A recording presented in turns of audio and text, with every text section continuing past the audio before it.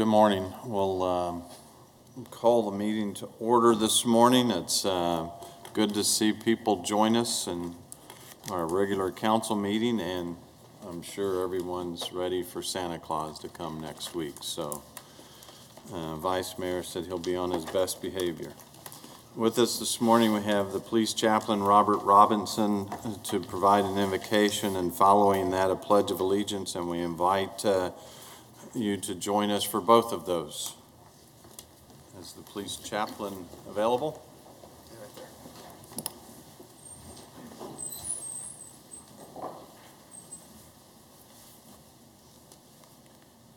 May we pray. As always, mighty and powerful God, the creator of the heavens and earth, we ask right now that thou would order our steps, give these men and women directions, touch their hearts, their minds, their souls, their spirits. Bless the efforts of this meeting this day. This we pray, we magnify your name, in the precious and the holy name of Christ Jesus we pray. Amen. Amen. Amen. I pledge allegiance to the flag of the United States of America and to the republic for which it stands, one nation, under God, indivisible, with liberty and justice for all.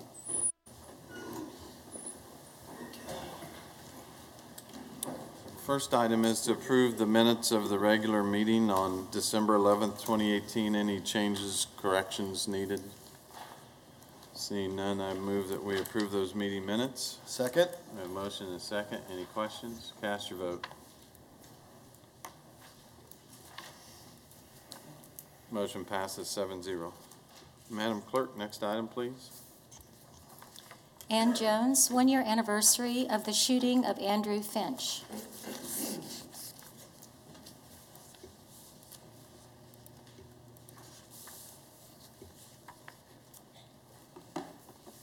Hello, good morning. Well, here we are at almost the 1-year mark since the deadly police shooting of Andrew Finch in his home on December 28, 2017. I've been very involved in this case since the beginning. I was with the family at the cemetery as they mourn the loss of Andrew. I've traveled with Lisa across the country to be with other mothers who have lost their children to police violence. I physically held a member of this family as she was falling to pieces in the foyer of this very building because of the heavy police presence was too much for her to handle. It's been a long, hard road for the Finch family, and I have a few questions. Does the city have any updates they'd like to provide regarding the litigation? It's our understanding that several depositions have been done with WPD officers, and we'd like to know if the city plans to participate in mediation to work toward resolving this case, or does the city plan to go to trial? We'd also like to know how much taxpayer money our city is paying to attorneys Stephen Pigg and Fisher Patterson to continue to defend a lawsuit that we believe is indefensible. I want you to understand that the reason we can't and won't give up on this is because this could have happened to any one of us. What if it was your son that opened the door that night? Would you still stand behind Officer Rapp and the WPD, or would you be demanding transparency and accountability? Andrew was killed because he opened his front door in 7 seconds. He was guilty of nothing, yet nobody has been held accountable. It's clear that there was no protocol followed, and for that reason, a man lost his life. I want to remind you all that when Andrew died, he left behind his love and their 2 young children. This will be the very first of many Christmases without their dad, and the beginning of many milestones they'll never share, while Officer Rapp continues to remain on the force where he can do this again. I'd like to invite all of you. I understand that Brandon will be joining us for the vigil on December 28th at 1033 South McCormick at 6:30 in the evening to stand with the family and remember Andrew and offer them our condolences and let them know that we're still here and that we still care. Thank you. Thank you. Madam Clerk, next person. Lisa Finch, Public Safety.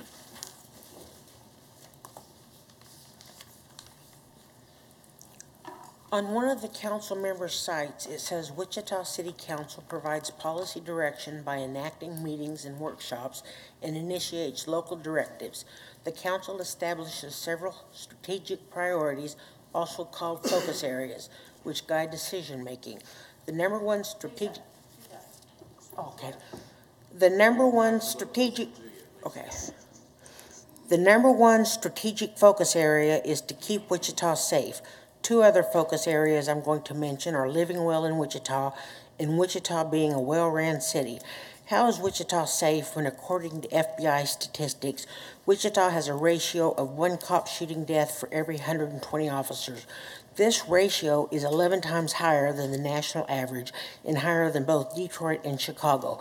How is Wichita safe for John Paul Quintero, who was shot from a distance of 5 to 6 feet in the back with an AR-15 twice? The officer who shot was looking through the scope of her gun, although she was very close to JP, and did not know John Paul lowered his arms because he was being tased. His father had a gun put to his head, was handcuffed, and put in a patrol car. Nicholas Garner was shot during a traffic stop. Kevin Perry, Charles Johnston, Karen Day Jackson, and Mr. Ortiz were all killed by WPD. In Mr. Ortiz's case, the officer fired in the house with 4 children inside. Why wasn't this officer charged with the same thing as Officer Betts? How is it living well when the ratio of killer cops is higher than the national average? How is Wichita safe, living well, and well-ran when a totally innocent person is shot inside their own home? How is Wichita considered well-ran when no one is held accountable and WPD has the green light to do whatever they want? How many lawsuits are there against WPD? How is it well-ran when WPD conducts illegal behaviors and council stays silent and council not apply their ability to hire, fire, and discipline officers according to the FOP contract? Is council making a conscious decision to condone, ignore, and remain silent about the wrongdoing of WPD? How does this constitute a safe and well-run city? In condoning and remaining silent about WPD's illegal behaviors, doesn't this make council accomplices and just as guilty as the ones doing wrong? How is Wichita safe, living well, and well-ran without accountability, transparency, and council making big decisions without public input? It seems as though council disregards the focus areas they came up with. On the site, it states, council is establishing several strategic priorities. Wichita is not safe, cannot be considered living well, and is not well-ran. By ignoring WPD's actions, council is not following their own priorities. What initiating local directives have been accomplished? Why are you refusing to make Wichita safe, living well, and well-ran for everybody? The only council member I'm aware of who is very active in their community is Mr. Johnson. I am totally oblivious as to the rest of you doing anything for your community. I can't even get my council member to return my messages or phone calls. At this time, I want to express my heartfelt gratitude for the immense support we are still being shown a year later. To anyone having negativity towards us, put yourself in our shoes. What if this were your child? Think about that.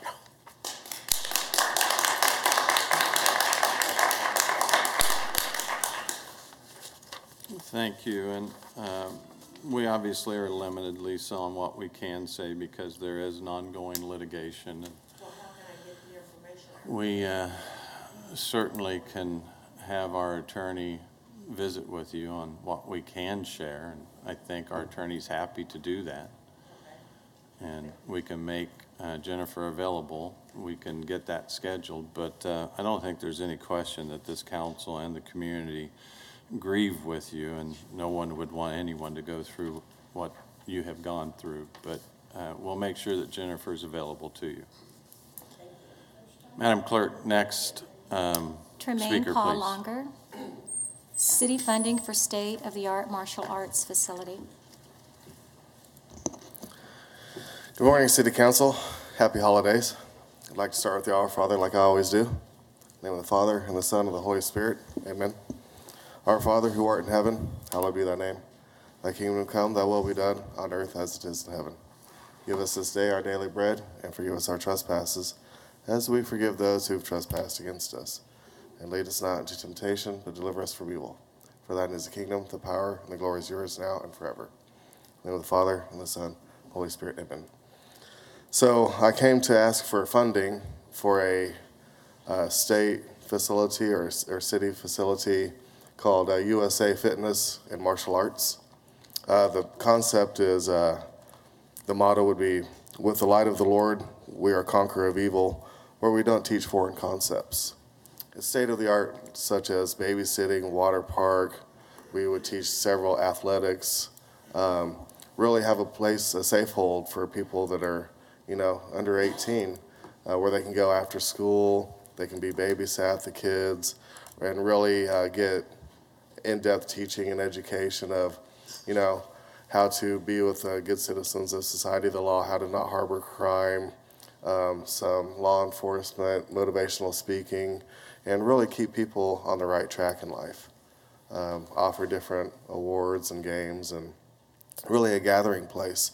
We have so many different facilities like the YMCAs and the Genesises and all these different clubs that are making a lot of revenue. And I don't see that there's no reason that the city shouldn't partake and maybe step that up a notch with some state-of-the-art investment. And we would definitely get our money back, and it would be a well-secured facility that would be safe for our families and our friends. And I've got a little money that I'm donating to the cause already. Programmed USA Law at Gmail is my Gmail account. If anybody would like to get a hold of me on how to donate and how to help start this facility for Wichita, that would be great. Thanks for your time. Happy holidays. Thank you. Madam Clerk, next speaker. Derek Carlton Jackson, closure for city causes or cases that are unsettled.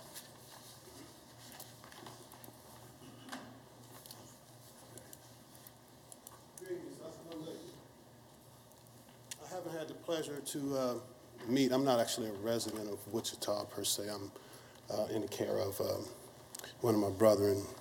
I'm here because of my wife, Karen Jackson. I was here approximately 6 years ago speaking to a council, and I don't think I really recognize any faces right now.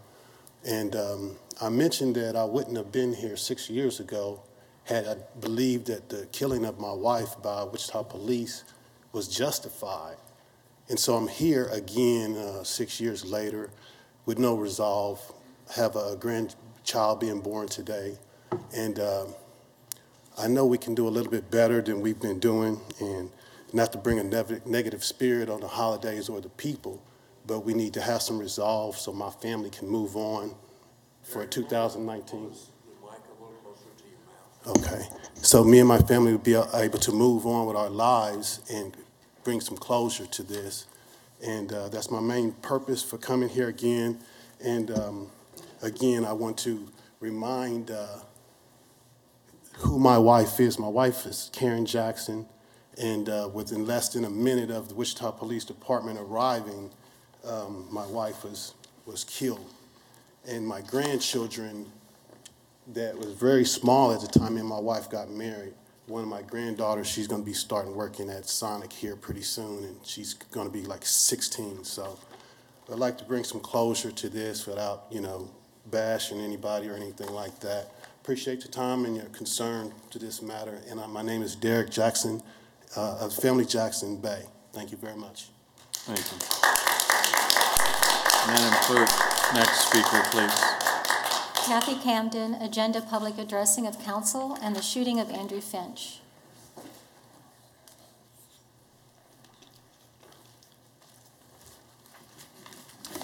Good morning. I'm Kathy Camden. I live in District 1. I want to address two things. First of all, I know that a couple of us in the past, maybe even this year, have, including myself, have addressed the process of speaking to you and being on the agenda in and of itself. The application process is not quite like most meetings that you would go to, a DAB meeting or even the county. If you go to the county meeting tomorrow, you just sign up on the spot.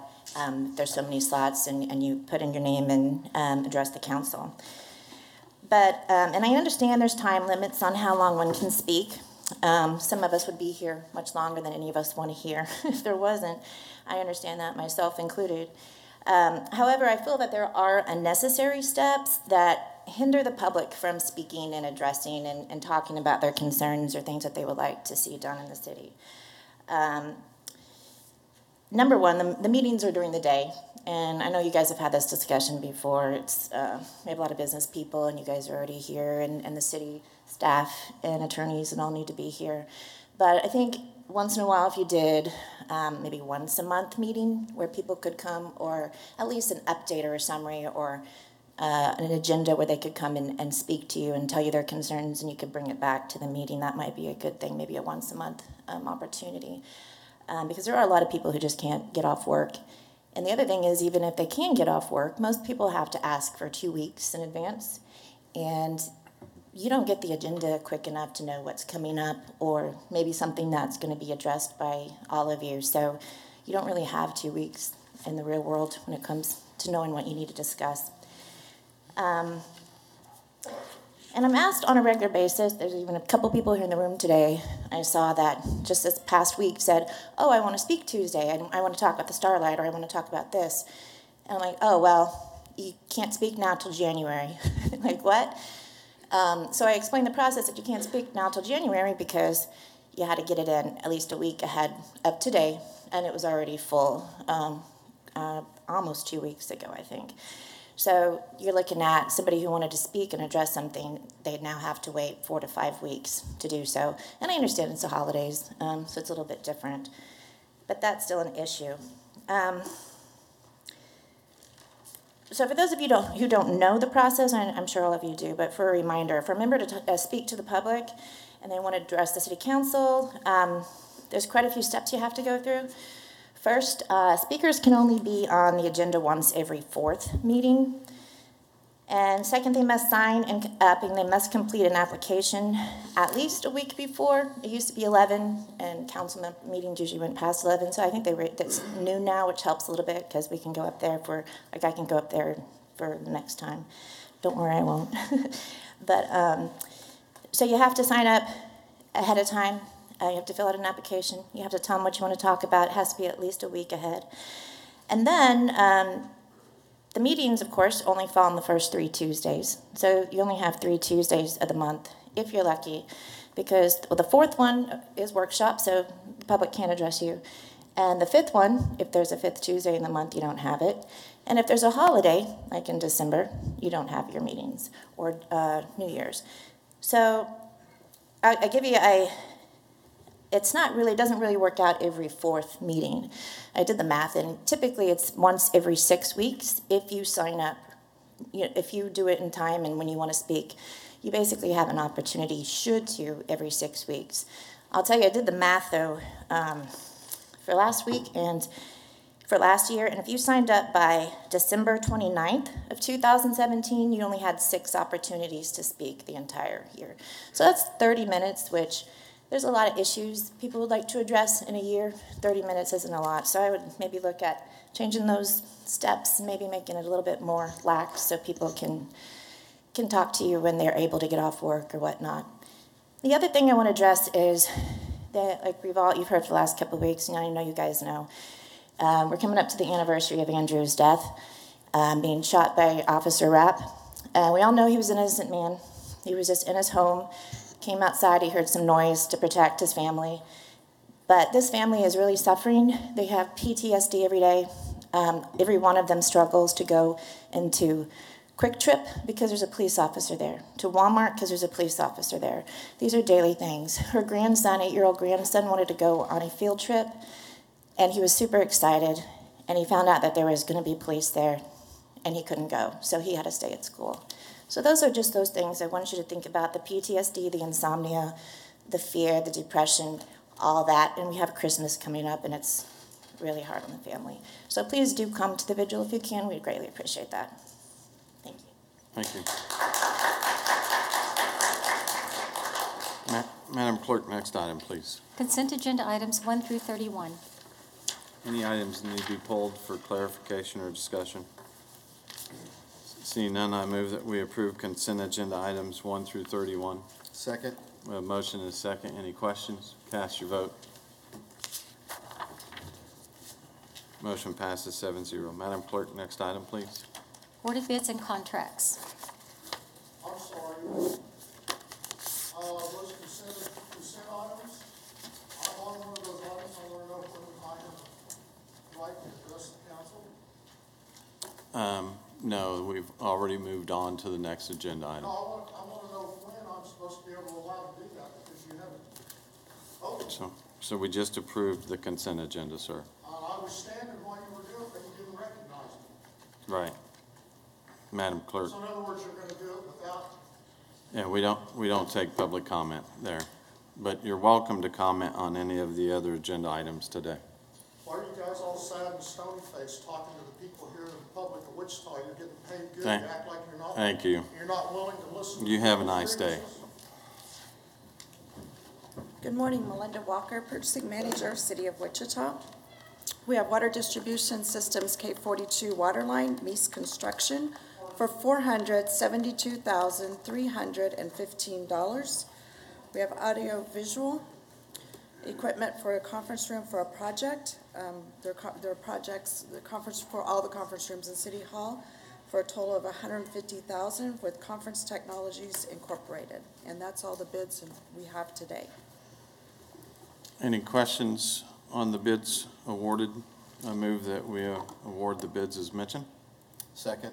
We have a motion and a second. Any other questions? Cast your vote.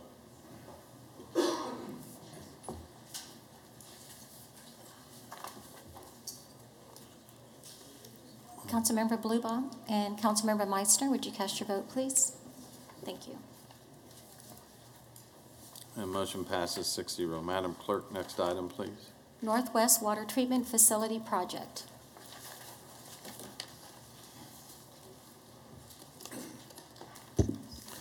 Good morning, Mr. Mayor, members of the council. Alan King, Director of Public Works and Utilities.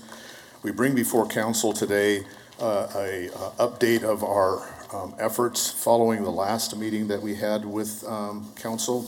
We received some direction, but just by way of background, back in July 10th, we got the okay from council to go ahead and submit our application, our letter of interest, to WIFIA for the Northwest Treatment Plant.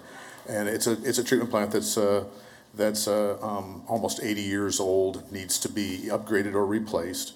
October 5th, the selection committee interviews Wichita Water Partners and Jacobs for the DBO contract. Jacobs was the recommendation of the committee. EPA on October 30th, EPA notifies Wichita that we were successful in our letter of interest and that we were invited to apply, and that application is due October 30th of next year, 2019. And then November 6th, council workshop, we summarized the proposals and interviews and the DBO recommendation. November 20th, we received direction from council to pursue a design contest between both entities. And looking at the design contest, staff looked at what would it take for us to follow council's direction. One of the things we realized was that to have the kind of competition that the council directed us to have is that you needed to have both entities willing to participate in the contest. We had conversations with both team members following that meeting, and we received a letter from Jacobs, who declined to participate in the design contest, citing that the current procurement process should be the selection process for the project, and that they said that they would continue to hold their contract that they had that had not yet been approved. They would continue to be willing to follow that contract. We received we negotiated a draft contract, and that's what we've presented to council earlier. Again, by way of background, we looked at this. This has got some history. We looked at a process of such a big investment, such an important part of our infrastructure. What was the best way for us to proceed? And we at one time entertained the idea of a possible public-private partnership, a P3. We also looked at a more kind of traditional design build approach, and we received some really helpful and I think good comments from some experts in this kind of an area, one here local, and we came up with what we called a hybrid approach, or a progressive design build, and that had the best features of both a traditional design build project and a P3. Most notably, it included the little O, or the operations for some short period of time. also what it did is it identified the progressive nature, which was in any project, you're going to do a 30% design and you're going to add some kind of a contingency to that because you could never have an estimate that's perfect, and that you're going to have leftover risks. And it's been said at the bench that risk is a very important aspect, being able to look for ways to reduce the risk, and the risk really is making sure that the costs are contained and making sure that the right and proper treatment plant is built. Well, in the area of risk, you have risks which can be mitigated, and then your less known risks. The mitigated risks, together with the 30% design and contingency, go to inform what the guaranteed maximum price is. And then the contract terms define who owns what risks that are left over. So the kinds of things we're talking about with risk mitigation is, for example, locking in the costs of materials, for example, steel. There's been some concern about steel tariffs. And having, in that 30% design period, having the opportunity to lock in prices on those sorts of commodities. Another one that we anticipated from the beginning of this project was the geological conditions, what the ground was that the site would be built at, and the pipeline that goes from the new treatment plant to the distribution system, what the geological conditions were. And by taking the necessary and proper number of core samples, you can get a better idea about what it is you're dealing with in terms of the geology, and that's a risk mitigation strategy that can inform what the guaranteed maximum price would be, because the risk is more known and can be mitigated. You can avoid areas that have bad geology. So looking at this design, build, operate approach, it's a way that the staff is recommending can minimize the risk, and it's when you look at the progression of the steps, you really can't put too much emphasis on how important it is to have a good, sound design, to take whatever steps are necessary to get the best design possible. And then also what you want to do is during that design process, you want to take steps to be able to identify and mitigate risk, because that's going to keep your project costs low and it's going to give you a better quality project at the end of it. The other thing we looked at in the evaluation process that we did do earlier on, we looked at the role of experience. To mitigate risks, you looked to identify that proposer that has more experience, like the experience they're going to need to be able to build the plant. And it was identified that Jacobs had quite a bit of experience in the DB and DBO kind of approach, and for plants of the same sort of size. The competitor also showed that they had areas of expertise or experience. So we look at a design build competition. One of the concerns that has been raised by council is, having a design competition. We weren't able to do a design competition in the exact way that was directed by council because of the withdrawal of one of the parties.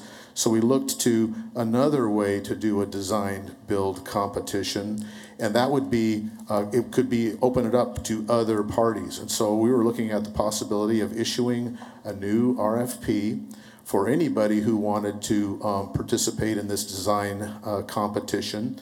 And we would have an abbreviated schedule, but we believe that it is doable. It is possible for us to take this approach, which is to issue an RFP, invite people to design. What we would be looking for is to qualify people to make sure that the folks that would be competing were qualified competitors, and we would have to look at how to evaluate them. That has to be in the RFP, and we'll talk about that here in just a minute.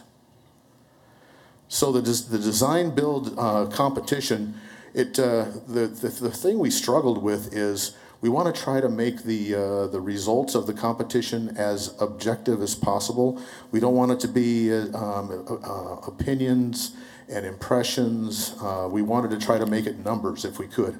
And so what we decided to do was to start with an initial screenings that we were only dealing with qualified firms, and then with the do the 30% design, based on the design that was done, the 5% design that was done for the letter of interest. So it wouldn't be just wild, anything goes, but on the basis of that design that the WIFIA letter of interest is based on, and that we were successful. And then we needed to go with a guaranteed maximum price at 100% of the risk on the DB team. That's important, because rather than making the competition about estimated costs, it would be based on firm guaranteed prices that the council could know that that was what the firm was committing to.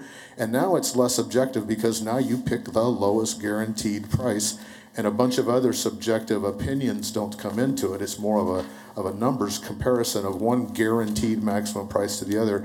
And to make those apples and apples, you would necessarily have to make sure that the guaranteed maximum price was based on the same thing, which was 100% of the risk borne by the design build team. Now, one of the things about that is that if you put all the risk on the design build team, it's going to reflect in the guaranteed maximum price. We would expect that it should be that way. Is if we're going to ask them to assume more of the risk, then the price would have to reflect that. And the other thing too is, because we have two competitors, we no longer have the opportunity to do the kind of risk mitigation that would be available with a single proposer proceeding through that 30% design. You can't have two sets of geological surveys being done. Well, you could, but it's less practical, and so probably there's going to be more risk built into the guaranteed maximum price that we get.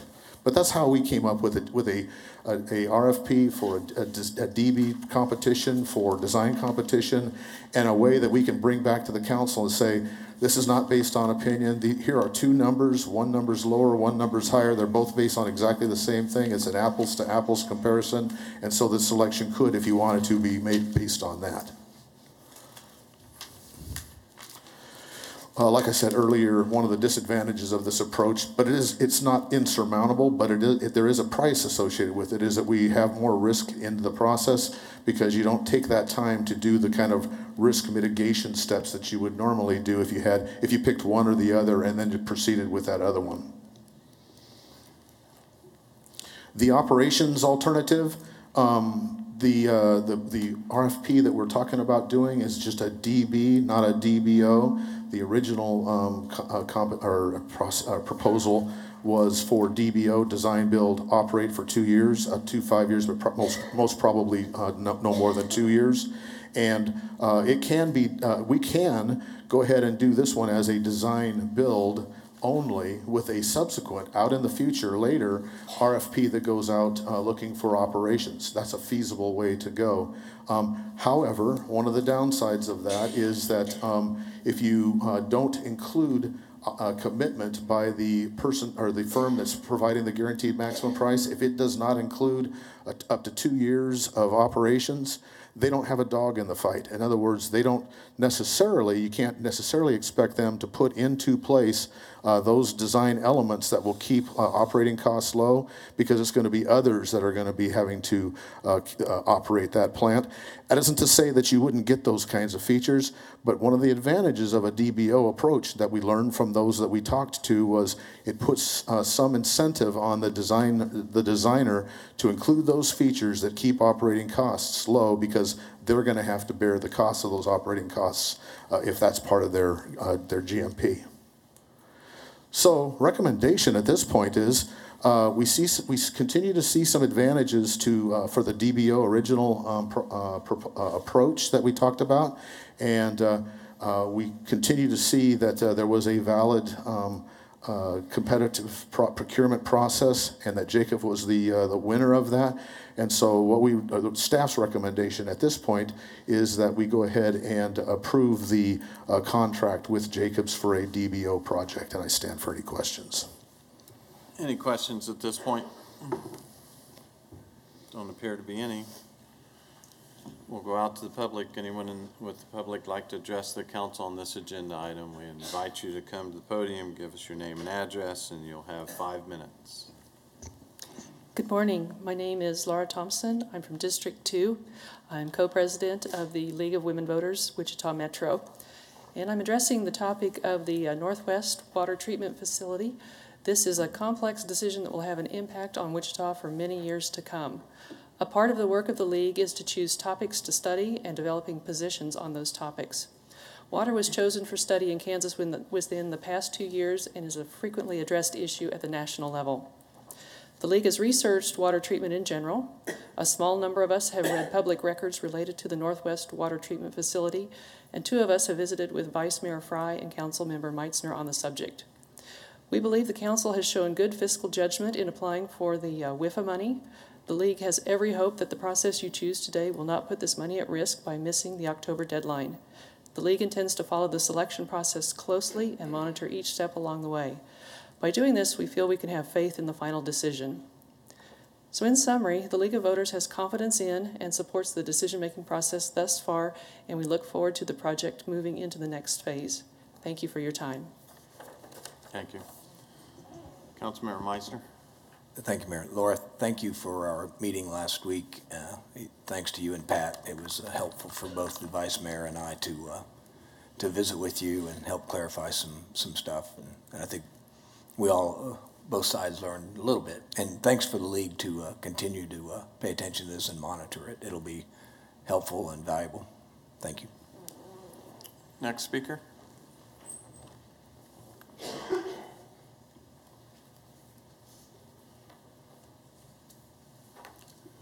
Well,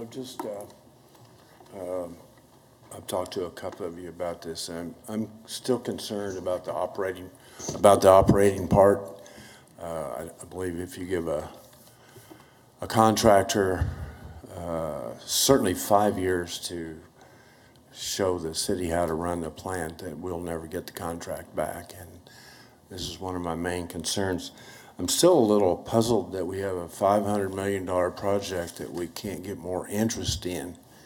Now, there's water facilities in every community in the United States, and I know that every community doesn't have somebody that can do a $500 million water treatment plant, but there's more than one. And the other party that you had up there had never done a project of that size. Now, I'm more familiar personally with the people on that side of the page, and there's a lot of good names in there, but they hadn't done a project of that size. So I'm concerned. Actually, it looks like what we used to call, you're doing a design cost plus not to exceed project, where you can set the exceed wherever you want, or the end cost wherever you want. So I'm still a little concerned about that. Jacobs, CH2M Hill, they certainly, you can read the resume, they certainly can do the job, but it's at what cost? I'm still just a little concerned about that you did an RFP and that's all you got? What does that mean? What does that mean? Does somebody not want to do business with the city of Wichita? So anyway, that's, I've been worked for a contractor for 30 years, and I don't remember ever being on a job where we only had one other competitor. So anyway, thanks for your time. Sir. Next speaker.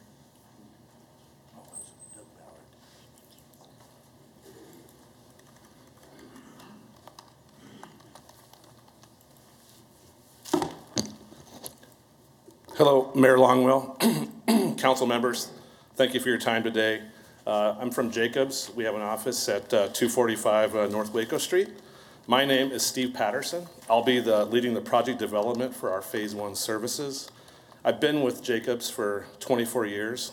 I've worked on many design-build projects, first as a structural engineer and leading engineering efforts, including recently finishing the Northern Treatment Plant in Denver, Colorado, the largest progressive design-build job delivered in the United States for a municipality. Jacobs, we are a publicly traded company headquartered in Dallas, Texas. We do have a local office here in Wichita. We have served the Wichita community for over 25 years. That includes working for the city, working for private companies, and the United States Air Force. As shown in our proposal and highlighted in the staff report, Jacobs is extensively qualified in the design, construction, and operations of facilities just like this one.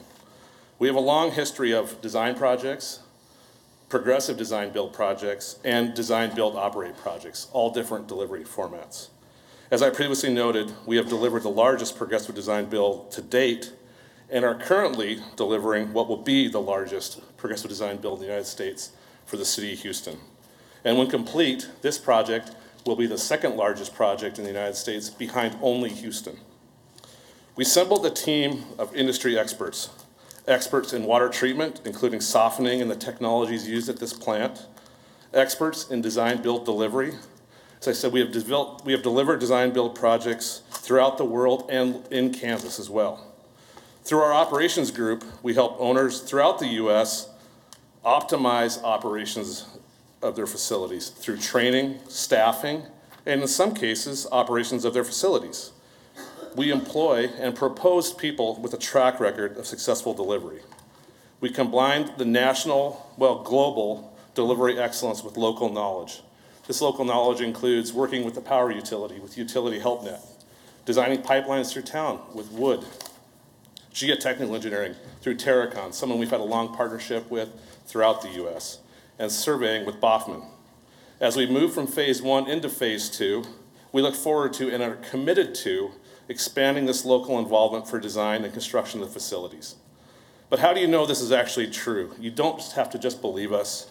You've checked our references. Our customers back up our commitment. We have awards. Our colleagues in the industry recognize our excellence. And you can ask our team members. They will tell you. Certainly, a large component of the project is the WIFIA funding. We congratulate the city on completing this first step. From initial legislation to review and submission of applications, Jacobs has been part of the WIFIA process. One part of the WIFIA process certainly is the schedule, what we've all talked about. If we don't make those dates, the funding can be lost. Another consideration is adhering to the commitments made in the LOI. That's building a 120 MGD water plant. It's also in there delivering using the progressive design build method. Deviating from the LOI could actually result in denial of the application. We now know that in its second year, the WIFIA process is maturing, and there's a greater emphasis placed on the controls in previous commitments. The city administered a selection process that was consistent with industry best practices. Proposers were asked to provide their qualifications, their approach, and participate in an interview where the committee could really understand the depth and breadth of the knowledge. The selection committee was comprised of individuals from many backgrounds, operations, engineering, wholesale customers, and elected officials. All saw it the same. There was one clear choice, Jacobs, in an 11-0 decision. So with a great team and financing in place, we focus on getting the best value for the city. A $500 million water treatment plant is a massive undertaking. Using the tools and systems, the Jacobs team will develop a world-class solution for the city of Wichita. This started with the selection of the right team and finishes when water flows to the tap to the customers. In design, balancing capital investment, operation costs, reliability. For the construction, knowing the local market and how the industry can best deliver parts of the project. And in operations, providing the services the city's needs, from training to management to even staff augmentation, only what the city needs. Our commitment is a world-class facility, one that the city and Jacobs will be proud of. Thank you for your time today, Mr. Mayor, council members. Thank you. Next speaker.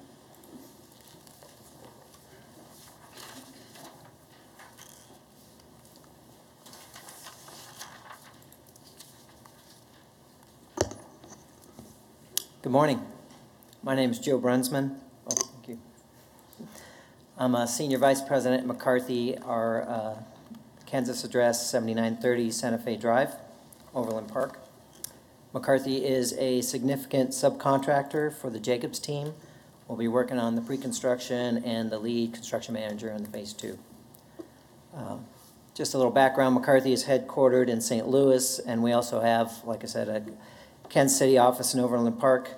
On the previous city council meetings, there was a lot of discussion on local participation, and I just wanted to assure you that McCarthy has a long history of working in Kansas. We've done signature projects with water, wastewater, hospitals, government facilities, manufacturing plants. Overall, we do approximately $100 million of construction work a year in Kansas. We employ over 200 people in Kansas that live in Kansas. Similar to Jacobs, McCarthy has a strong commitment to local participation, both in subcontracting opportunities and in hiring local construction firms. We anticipate boots on the ground of about 300 people for this job, and we estimate approximately 80% of those folks are going to come from the local community. Bottom line, we can't do this job without the local community. That's how we do business. We need them. So it's important to us. McCarthy is also committed to the competitive pricing and the quality of work. Our team is very excited to work for the opportunity to work with the city, and I'm confident that our team has expertise and will be a good partner to provide you the value you're looking for. A good example of McCarthy's commitment is one of our current projects in Kansas. We have over 70% of the work is subcontracted to the local community and vendors. That's not including the folks that McCarthy has hired, which puts us at over 80% of the local community. And on top of that, there was also no stipulated requirement for local participation. It's just important for us. During the pre-construction services, we worked as a team with the county and the designers to provide over $40 million in savings for that project. That's over 15% of the cost of that job. And with the reduced cost, the owner was still able to get the equipment, the redundancies, and a robust design in the end that they're very happy with. And that's just one example. So the whole goal here is to get the city a water treatment plant that you want, that's within the budget, and that's what we're committed to do. And in closing, I'm just going to say I'm very hopeful that the city decides to move forward with the recommendation of the selection committee, and that we would be honored to work with you. Thank you. Thank you. Next speaker.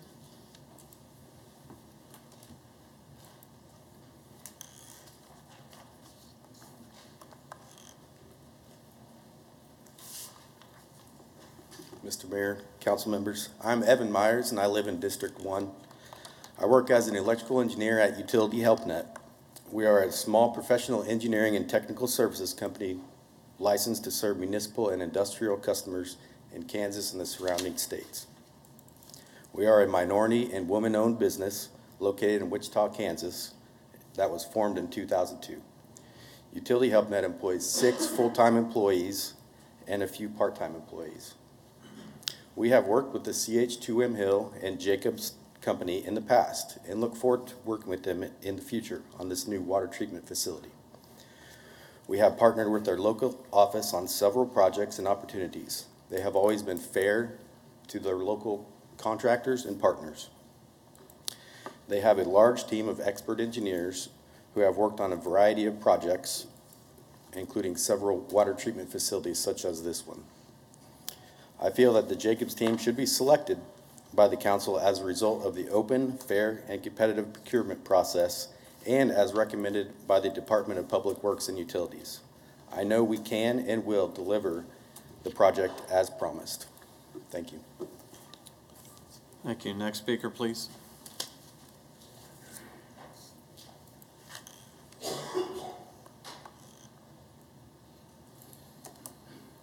Mayor Longwell and City Council, I'm Brent Wooten, President of Boffman Company here in Wichita. We are a civil engineering and land surveying landscape architecture firm, 42 employees, and we've been in business in the community since 1930. We are in support of the Jacobs team, and will provide whatever necessary field operations they need, base surveys and transmission line design. So we're here to offer our support and for this project. Thank you. Thank you, Brent. Next speaker, please.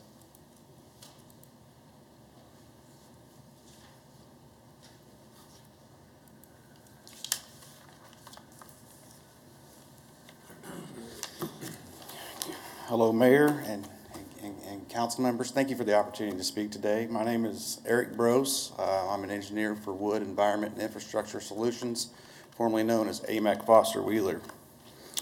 We have operated out of our office here in Wichita for the past 9 years. We currently employ approximately 45 folks here in Kansas, 11 of which work right here in Wichita.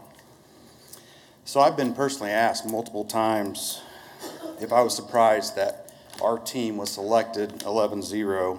My answer is absolutely not. However, if you had asked me that same question 6 months ago, I might have had a little bit of a different answer.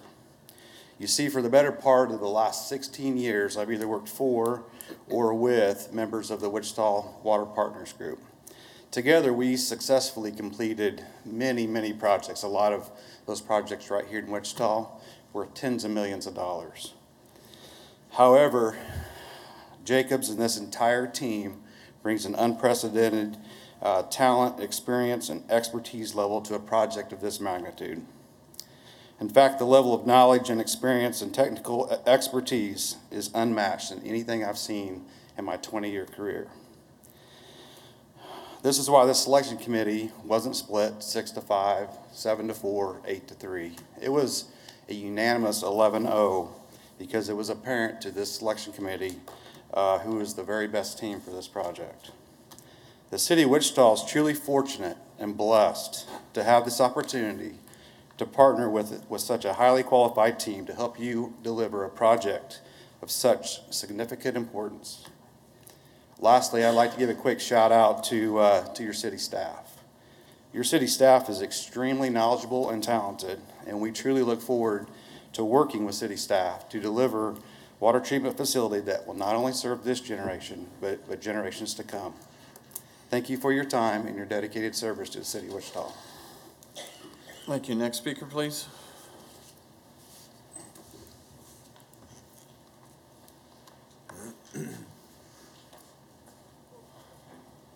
My name is Alan Trineri. I live in North Riverside. I come from Denver, Colorado. My grandparents have lived in Wichita my entire life. I've been coming to Wichita for my entire life. And my mother has been living here since like 1991. And I'm currently moving closer to being a board member of the North Riverside Community Neighborhood Association. I've seen a lot of houses with big yellow stains on them in Commerce City, Colorado, and in North Glen. And I lived through a lot of the mishaps that happened in Colorado around water.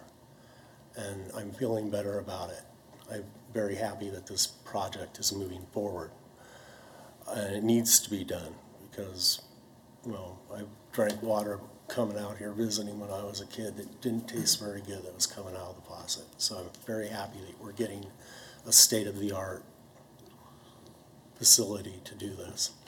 I'm also very aggrieved with the upcoming anniversary of the police shooting. It causes me a lot of stress because it's just senseless, and I know that there is no easy answer.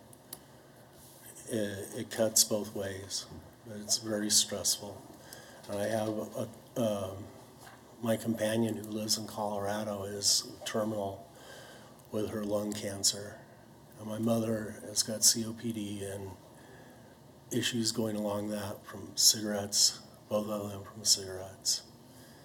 And I want to thank you for your service. I'm going to cut it short because I'm going to have to get rolling. Thank you, and you all have a good day. God bless you. Next speaker, please.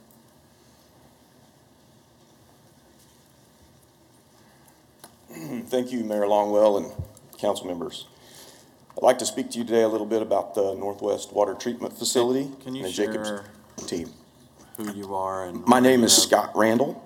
I'm a Kansas licensed professional engineer and a senior principal with Terracon in the Wichita office. Terracon has nearly 50 employee owners in Wichita, and we have been in this community since 1975. As a quick aside, that was the year before I was born. We're a Kansas-based geotechnical materials and environmental engineering company.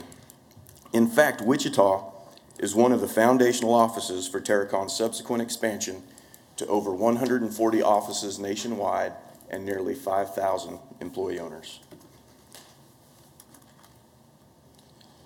As the geotechnical and materials engineering consultant on the Jacobs team, we will use our knowledge of the subsurface conditions gained from thousands of local projects performed over the last several decades for the benefit of Wichita. Growing up on a family ranch in western Kansas, I appreciate how vital water infrastructure is to the success of a business and a community. With all the wonderful things currently happening in Wichita, we, the Jacobs team, understand the critical nature of this project. We team with Jacobs frequently, both on a local and national level, and are confident you can trust us to complete this project successfully. Again, we're excited about being a member of the Jacobs team and proud to have the opportunity to help improve our city, Wichita, where we have lived and worked for nearly 45 years, not just in the short term, but for generations to come. Thank you. Thank you. Next speaker, please.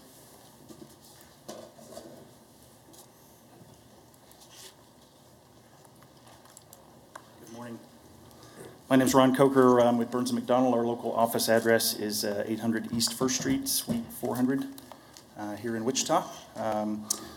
Thank you again for allowing me to speak. I'm the project executive for Wichita Water Partners. I know we spoke to you 3 weeks ago now, I guess, on the November 20th meeting, and I'd like to commend the council and tell you how much our local partners appreciate the opportunity to go forward in a competition on this project. I'm here today representing all 11 of our local partners. I might just mention their names here as I'm speaking. Burns & Mac, PEC, MKEC, GLMAV, Schaefer Johnson, Cox and Fry, Dubois, Dudley Williams and Associates, and the Greteman Group, Donlinger, UCI, and Wildcat. Our team is made up of a broad cross-section of partners here in Wichita that have done many design and construction projects for your community and represent over 1,000 employees that call Wichita home. Much has been made of experience in this process. I'll tell you that we believe, as I said 3 weeks ago, we believe both teams have great experience in delivering this kind of project. Burns & Mac alone delivers over $2 billion worth of design-build projects on an annual basis. So we certainly believe that we're capable and quite capable of delivering the project. Just a little bit about our team's experience, since you haven't heard much of it. We do have large plant experience. We featured projects in Omaha, 2 projects, both the Florence and Platte River projects.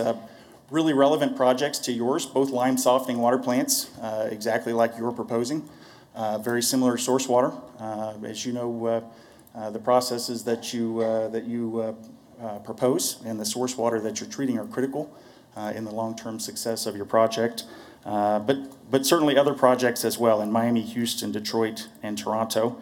Our team's experience goes beyond just plant work. It includes all major pipeline projects here in the Wichita vicinity in the last several years.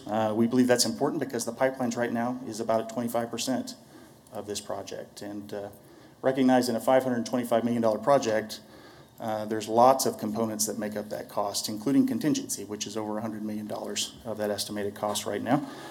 We have project experience in your plants, both in the main treatment plant and the ASR surface water plant. I spoke last time that I was here that actually your ASR treatment plant process was very similar to the competition that you're proposing. The city had selected a national firm, CDM, at the time to progress that project forward. They progressed it to what was called bridging documents, and then at that time the city decided to compete that project rather than just let CDM proceed as had been previously planned. That resulted in significant cost savings to the city. What was about a $120 million budget received 2 bids, one from a group of partners that are very similar to the team that's in front of you today. That bid $75 million or $76 million. A second bid from CDM that was $90 million. So you can see that you had substantial savings from that $120 million budget item or estimated GMP at the time. Well, our experience also stretches into how you deliver these projects and demonstrating how important the local and close proximity to your projects are, so that when you have a problem or you have a need, our team is there and available. Anytime, day or night, we routinely demonstrate that with your staff on projects that support is needed. Our team has done every design build project, water, wastewater in the state of Kansas, 30 of them, all without a change order, all without a budget bust, all under schedule or ahead of schedule as we go forward. That includes all 8 of your projects as well. So we believe we've got a broad background, broad experience that certainly is applicable to this project. We're excited to compete. We believe that if you're not willing to back up what you say, you might not do what you say. And we are certainly willing to back that up. I will say that regarding the GMP cost and the possibility of having higher costs, the reality is your contract requires the design builder to commit to the cost, whether in your current model or in what you're proposing. So there is no added risk to the design builder, but I can assure you that competition to the design builder will bring those costs down as we go forward. Likewise, we proposed, and I know time's up, we did propose an alternate WIFIA application process if you're worried about WIFIA, and we certainly would be open to answering any questions you have on that. Thank you. Thank you. Next speaker, please. Any other speakers? Going once?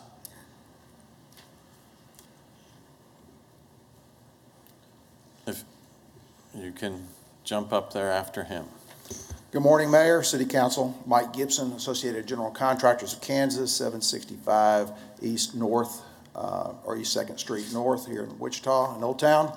AGC of Kansas is the Chamber of Commerce for the Kansas construction industry, representing over 300 construction firms, both general contractors, subcontractors, suppliers, manufacturer reps, and their 9,000 employees. I've visited with you on 2 previous occasions on the value and the leadership that you're bringing to the table. This is a $2 billion economic stimulus for the Wichita metro area, if that money is kept in the community. I would be remiss if I did not come before you. The Jacobs McCarthy team is very familiar with AGC. AGC is the leading trade association in the country. I've heard some of the folks come before you today stating that they are committed to using local folks. To date, our association office has not had one contact from either of these companies, which I find kind of strange, whereas the other team had a lot of experience, not just here in Kansas, but here with the city of Wichita. They have stepped up and put their money where their mouth is in terms of utilization of local talents. I try to understand these things from both your perspective and the business community. I once was a city councilman in another city, so I understand what you're going through. But words mean things in the world that we live in.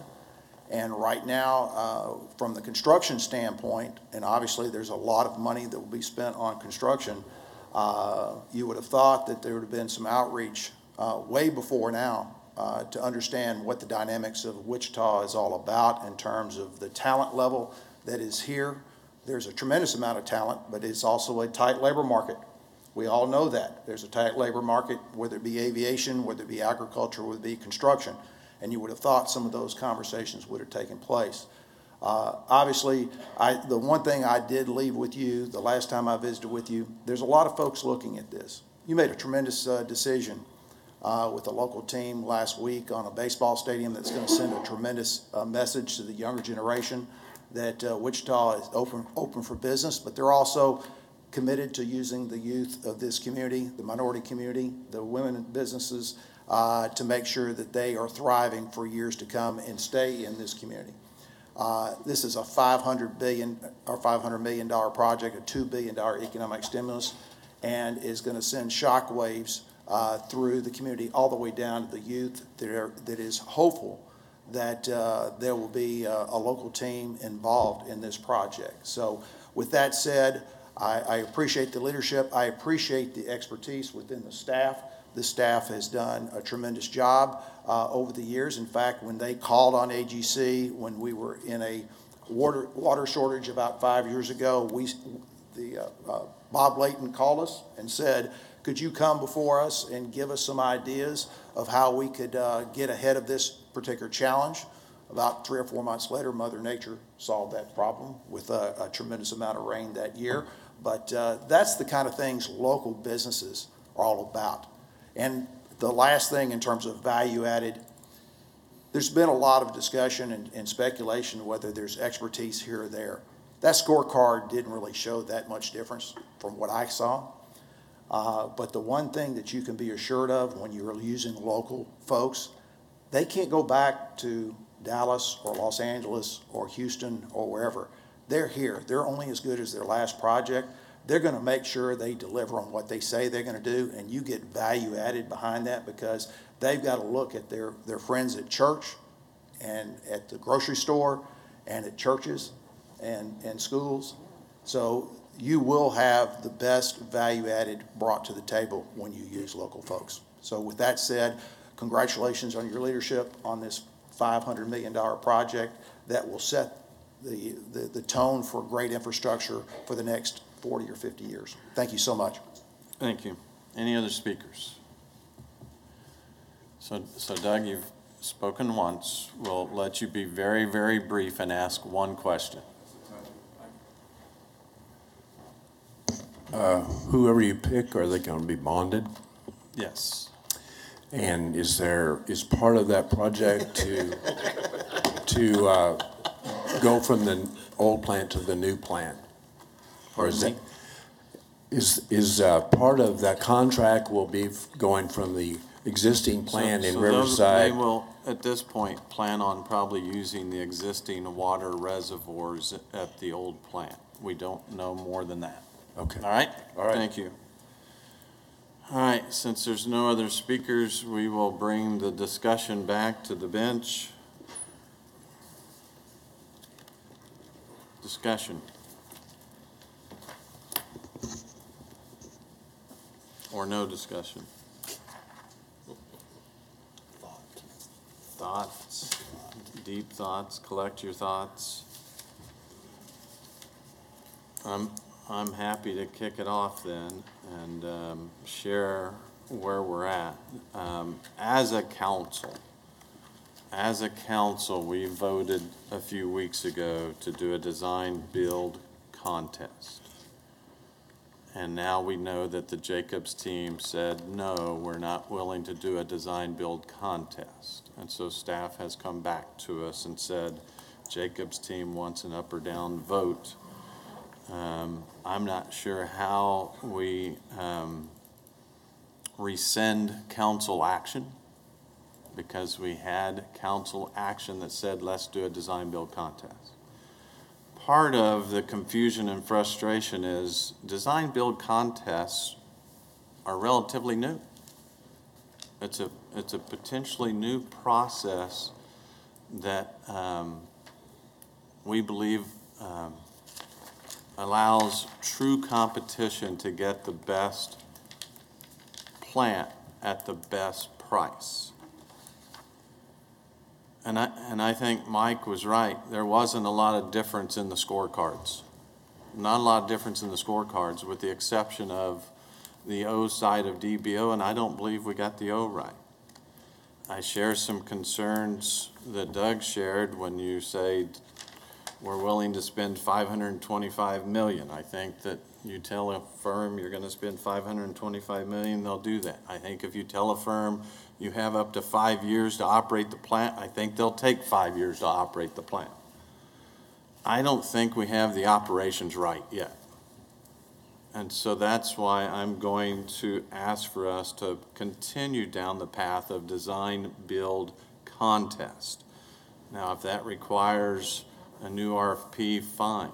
If staff is too nervous about meeting the timelines for the WIFIA procedures, I'm happy to take the solution that's been offered and extend the contract to the team that got us through to this phase, and allow them to continue us through on the WIFIA to make sure we meet those dates. If staff is nervous about the dates, I think we have a solution to meet the WIFIA dates. But I think at this point in time, to say we don't have it right on the O side of the DBO and throw that out, I think it ultimately throws out the entire process, because the process is now tainted if we're going to throw out the O, because the O was truly probably what the advantage was. And will share with you that I have received several phone calls and emails from other companies that said they would be certainly interested in doing a design build contest in Wichita. I asked them why they didn't participate the first time, and they said they weren't set up to do the operations side of the equation. There's very few people that are set up to do the operations side of the equation. And again, I don't think we got that right yet. And we need to figure out what that operations training needs to look like. But it doesn't need to be 5 years of operations before we tell our staff you're now trained. So I'm going to continue to encourage this group to do a design build contest. And if staff is worried about going through that process and not meeting the WIFIA timeline, then we have a solution for that also. Vice Mayor, now you want to speak. You're the mayor, you get us started off. Alan, I do have a quick question for you.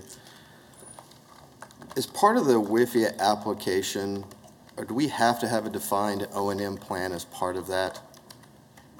Yes, sir. We have to describe the plan, not necessarily who's going to do it, okay, but the plan on how we're going to do it. And was that presented as part of the proposals from both teams? Yes, we had in the presentation for the responding to the RFP, both teams described how their approach to addressing the operations part of it. Was staff opinion one that had been more thorough than the other, and if so, which? Well, the way that it was presented by the Jacobs team left less for us to wonder what it was. They described it pretty thoroughly. We did talk to the Wichita Water Partner team, and it was a little less clear, so we asked questions to try to better understand what their approach would be. Okay. Also understand that the EPA has done a recent audit that is saying you really ought to hold tight with what your LOI was and your intent, and that if you're not following that, you could have risk. Is that what you understand? Yes, that's a relatively late-breaking bulletin that was sent out. But my understanding of it in reading it is that we want to take care in making our application look as close to what our letter of interest was, because of some concerns that have been brought out about deviations from the application to the letter of interest. Okay, thank you. Any other questions, concerns? Councilmember Claycomb. I have a question. We keep talking about this little O operations, and when I look in the contract, and maybe I have just missed it, but I don't think we've specified 5 years. What I read is that will be negotiated, mutually agreed upon. Did I miss that somewhere in the contract? I know in 2.03 it says it'll be mutually agreed upon at some point. Yeah, we've had early estimates that it could be up to 5 years. That was what we heard before we even did the RFP. What we expect is for it to be something closer to 2 years and perhaps even less than that. A lot of it has to depend on how successful the commissioning of the treatment plant is. If everything goes like it should be, as part of the 2 years would also be ironing out wrinkles that you come to. If the plant is built per specifications and operates per specifications, that 2 years may even be too long. Okay, and my understanding of this operation, it's really training and the commissioning of the new plant. It's not turning over operations of our plant to whoever gets this contract. That's correct. It is a transition from a the team that built it, they will operate it and train our folks. And so there will be an exchange of staff even, because during this time, we also have to maintain the existing treatment plant. And so we'll probably have an exchange of staff backfilled by that team on our old existing treatment plant, and having folks from our existing treatment plant going over and learning the new treatment plant. So yes, the emphasis is mostly on training. Thank you.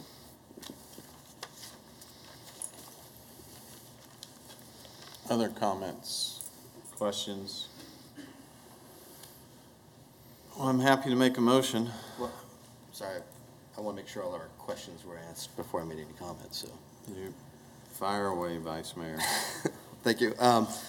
So I do believe that we got the operational part of this correct, and that this is a once-in-a-generation, multiple generations project, and we have to do it right. The existing one has operated for 80-some years, or roughly, and we have to not only design and build it correctly, but we also have to build in those operational savings so that it will be efficient for the next few generations. And I think this plan gets that right.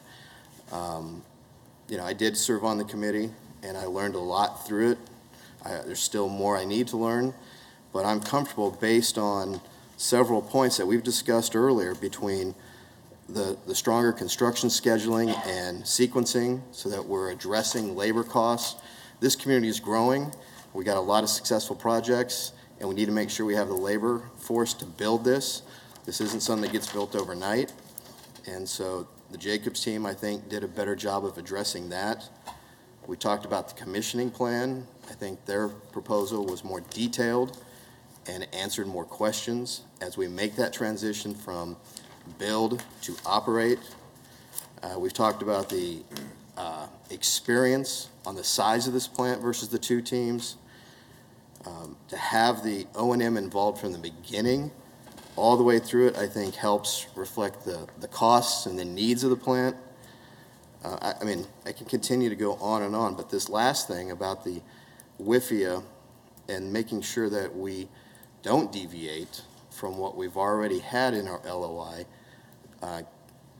keeps us from being at risk and losing that available funding, which keeps our rates lower. So for all those reasons, you know, I'm very supportive of the staff's recommendation, and I'm happy to make that motion to take council approval to the DBO Phase 1 contract with Jacobs, authorize staff to develop the WIFIA and SRLF application, and authorize the necessary signatures.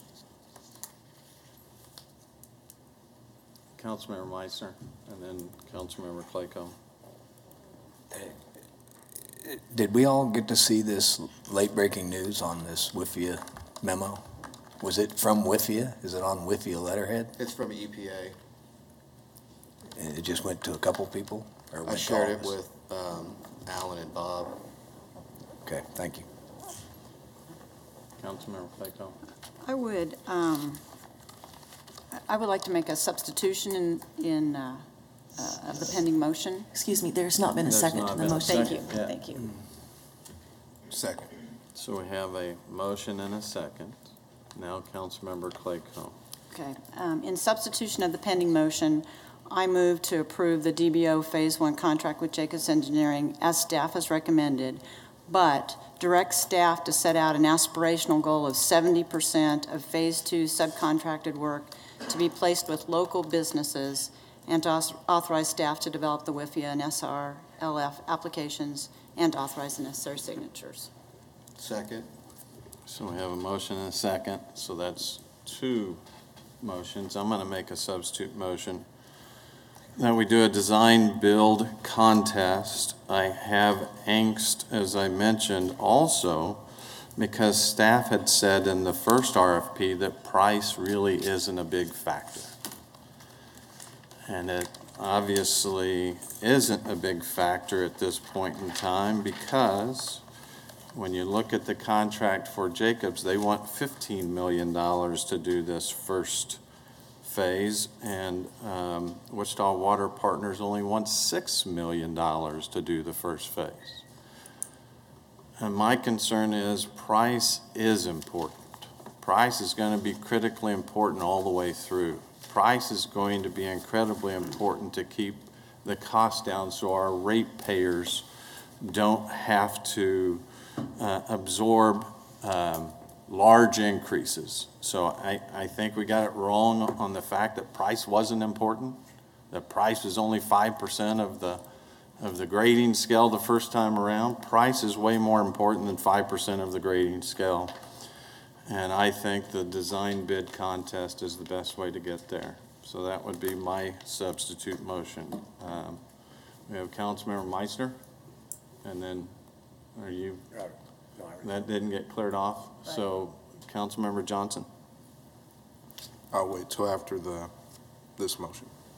You're seconding this motion? What did you say? I will wait till after this motion. Okay.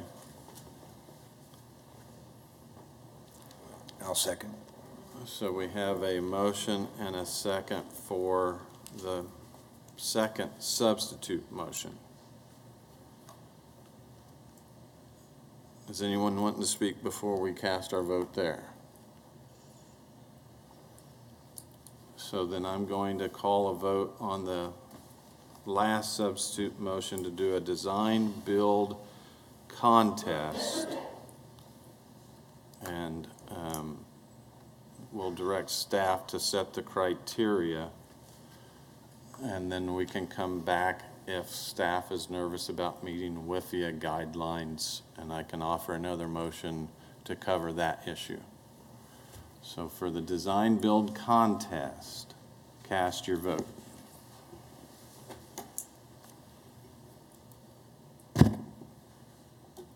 So that motion passes 4-3. So that would negate the other two motions. Is there a comment that someone would like to make? If there's no other comments, the council has chosen to do a design build contest. We will direct staff then to set that in motion quickly.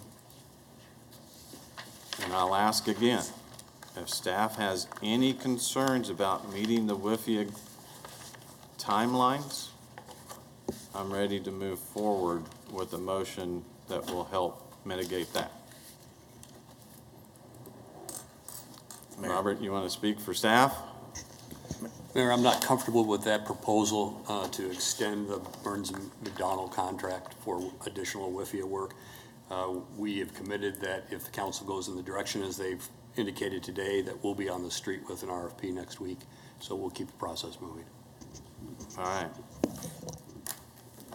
Councilmember Meissner. I would agree, and in our report, it said that if they did this, if we reissued, the timeline appears to be tight, but a schedule could be implemented to ensure that the 30% design are available prior to WIFIA deadlines. Unless that's changed, I mean, it's part of our. I think we're still in good shape, and staff believes it, or we could take a different path.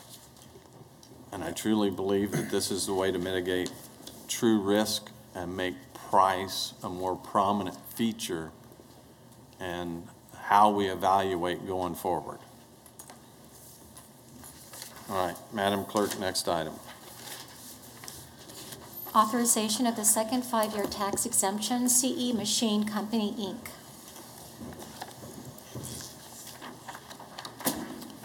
Do you all need a recess at all at this point? Are you good? All right. Morning, Mayor and City Council members. I'm Tim Goodpasture with the City's Office of Economic Development for the record.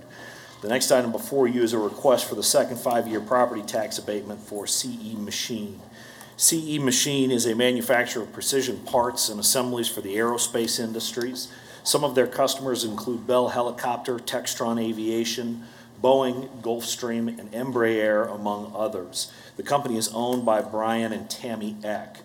The company's facilities are located on Hoover Road, south of Harry, near Dwight D. Eisenhower Airport. The area outlined in red is the property that is owned by CE Machine. The area on the very north side, you can see kind of a black lot line there. The property on the very north side of that is the property that was constructed 5 years ago. 2013 CE Machine added a 25,000 square foot addition to their facility and invested over $900,000 in real property improvements and almost an additional $3 million in new machinery and equipment. The company was approved for a 76.75% 5+5 year property tax abatement. The area here, you can see the entryway into their facility, and to the right of that you can see drainage pipe coming down. Everything to the right side of the drainage pipe was the new addition in 2013, the 25,000 square foot addition. The image on the left is some storage space that they built, and the image on the right are some CNC machines that were installed in that new 25,000 square foot facility.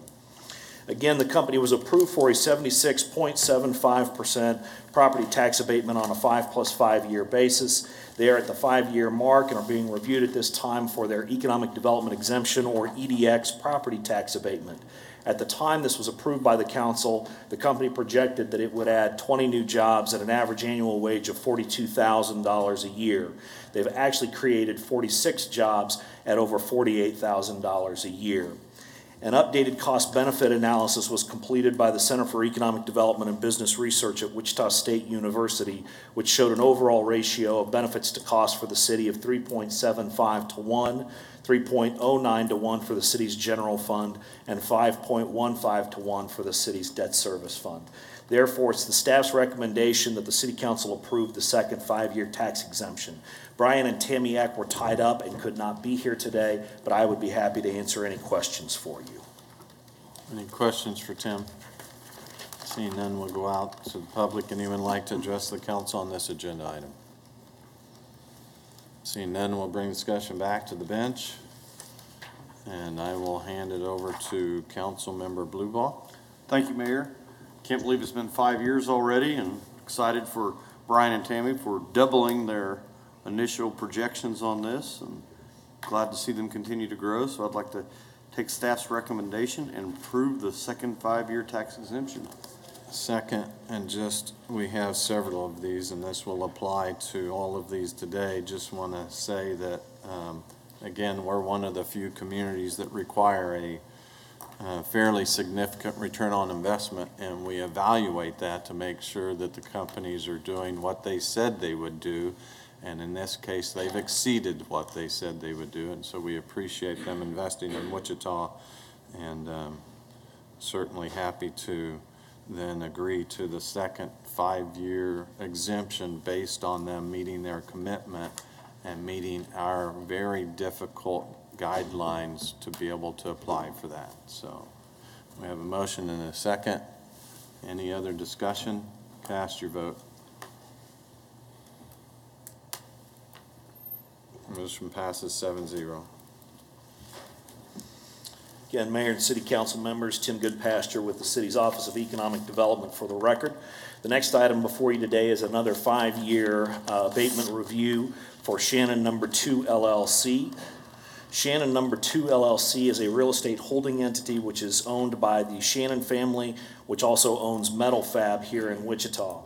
In July of 2013, the company was approved for the issuance of $3.5 million in industrial revenue bonds to build a 90,000 square foot speculative industrial building at 2113 South West Street, near West Street and Pawnee.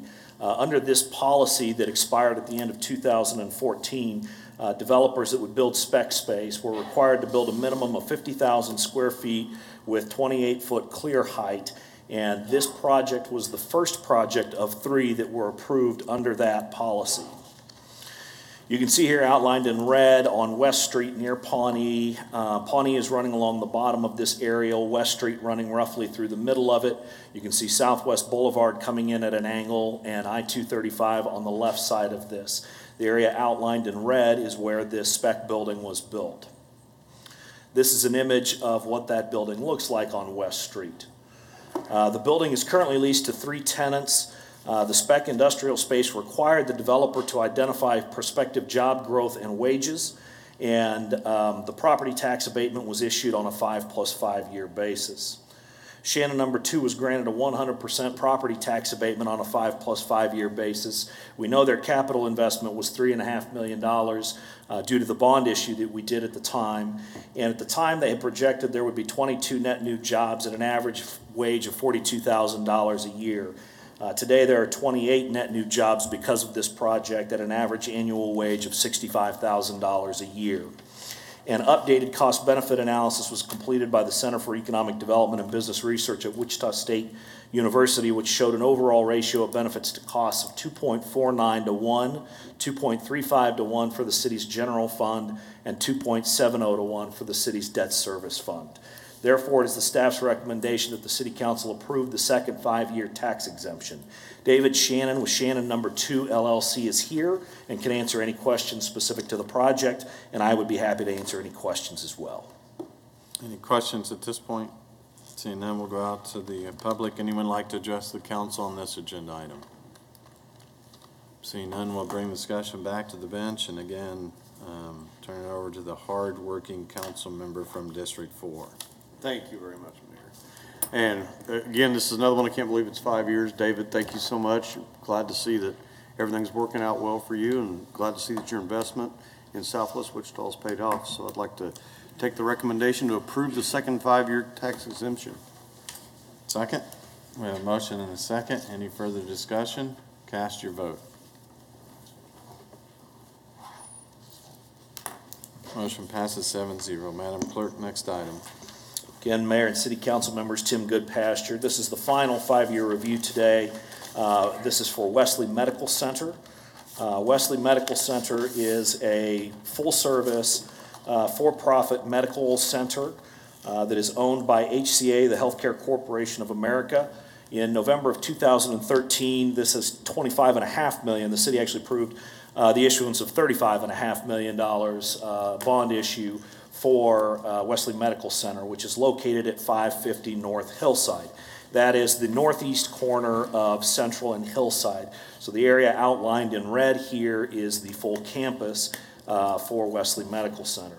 The bond proceeds were used to renovate the Women and Children's Hospital on Hillside for Wesley Medical Center. Some of the improvements include an emergency power system, new medical air, infant protection systems, heating, ventilation, and air conditioning, as well as fire suppression. This is an image of what the updated Women and Children's Hospital looks like. And these are a couple of images from inside the Women's and Children's Hospital. The company at the time was approved for a 100% property tax abatement on a 5+5 year basis. We know the capital investment was $35.5 million due to the industrial revenue bond issue at the time. The company had projected it would add 45 new jobs at an average annual wage of $55,000 a year. The company has actually added 62 new jobs as a result of this project at an average annual wage in excess of $60,000 a year. An updated cost-benefit analysis was completed by the Center for Economic Development and Business Research at Wichita State University, which showed an overall ratio of benefits to costs of 1.67 to 1. 1.45 to 1 for the city's general fund, and 1.94 to 1 for the city's debt service fund. James Stepien, who is the Vice President of Business Development, is here and can answer any questions regarding the company, and I would be happy to stand for any questions as well. It is the staff's recommendation that the City Council approve the second 5-year property tax abatement. Any questions? Seeing none, we'll invite anyone in the audience to address the council on this agenda item. Seeing none, we'll bring the discussion back to the bench, and before I hand it over to Dr. Meitzner, I will... Thank you, Mayor. Oh, it's Brandon's? Yeah. All right, never mind. Dr. Johnson. I was going to hand it back over to Brandon. Just want to add that it's nice to see people invest certainly in healthcare in our city. Healthcare is our #2 job sector in Wichita and growing. Certainly we're seeing all kinds of investments being made, from specialty hospitals to children's hospitals to a wide variety of specialty care in the healthcare industry, and it really does help us diversify our job market, and it's nice to see an industry that continues to grow and invest in Wichita. and provide great opportunities, and as you can see, some very good paying jobs. And so I think we'll see more of this next year in the healthcare industry that will continue to help put Wichita on the map, literally, in the healthcare world, and excited to see that sector continue to grow. So I'll turn it over to Councilmember Johnson. Thank you, Mayor. I just add that the Children's Hospital is amazing. It's been great seeing all the young people getting service there. My son even got sick a couple of years ago and went there, and we got to see all the improvements up close and personal. So Wesley does some really good work here in the city. With that, I would move that we approve the second year 5-year tax exemption. Second. We have a motion and a second. Any further discussion? Cast your vote. Motion passes 7-0. Madam Clerk, next item. REAP Resolution of Guiding Principles for Economic Development. Good morning, Mayor. Scott Rigg with the City Manager's Office. Today, we're here to talk a little about REAP, or Regional Economic Area Partnership resolution regarding economic development best practices. Just a little background, REAP was founded in 1997. It's comprised of 26 cities and county governments, 26 city and county governments in 9 county jurisdictions. They include promoting legislative and economic issues that are important to the region, to the state, and to national elected officials. Issues primarily they focus on is affordable airfares in the past, workforce development, water supply, and highway funding. Earlier this year, REAP representatives from across the 9-county area met to begin discussion about economic development best practices. One of the primary issues that they discussed was the recruitment and retention of businesses that already exist within the 9-county region, and that we work to not compete against each other in order to build the economy overall. This resolution that we're going to talk about today was proposed and supported by REAP, and REAP has requested that the member agencies and cities and counties consider this for adoption. This applies to elected officials as well as staff. I will say for the City of Wichita, we have been utilizing this best practices for many, many years. So what we're discussing today is something already the City of Wichita practices. So there's 5 main tenets of this resolution, and I'm just going to read them off here to make sure I'm capturing exactly what REAP has requested. Communities will refrain from soliciting another community's prospects or existing businesses within the region, especially when a business has not indicated interest in relocating within the region. This is typically sometimes known as the poaching concept, where for example, City of Wichita won't go to Andover and try and recruit businesses, or Andover vice versa, recruiting businesses from Wichita to move over to there. And the reason that this is so important is really the recruitment of businesses back and forth across jurisdictional lines doesn't really grow the economy. We're just simply moving dollars and businesses around within the community.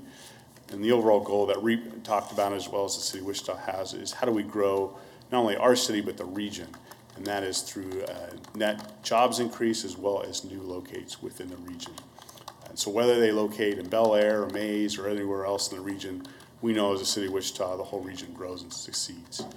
A second tenet is in the event that another community is not able to meet the needs of a particular prospect, that community shall communicate through regional organization or directly with other communities in an effort to meet the prospect's needs within the region.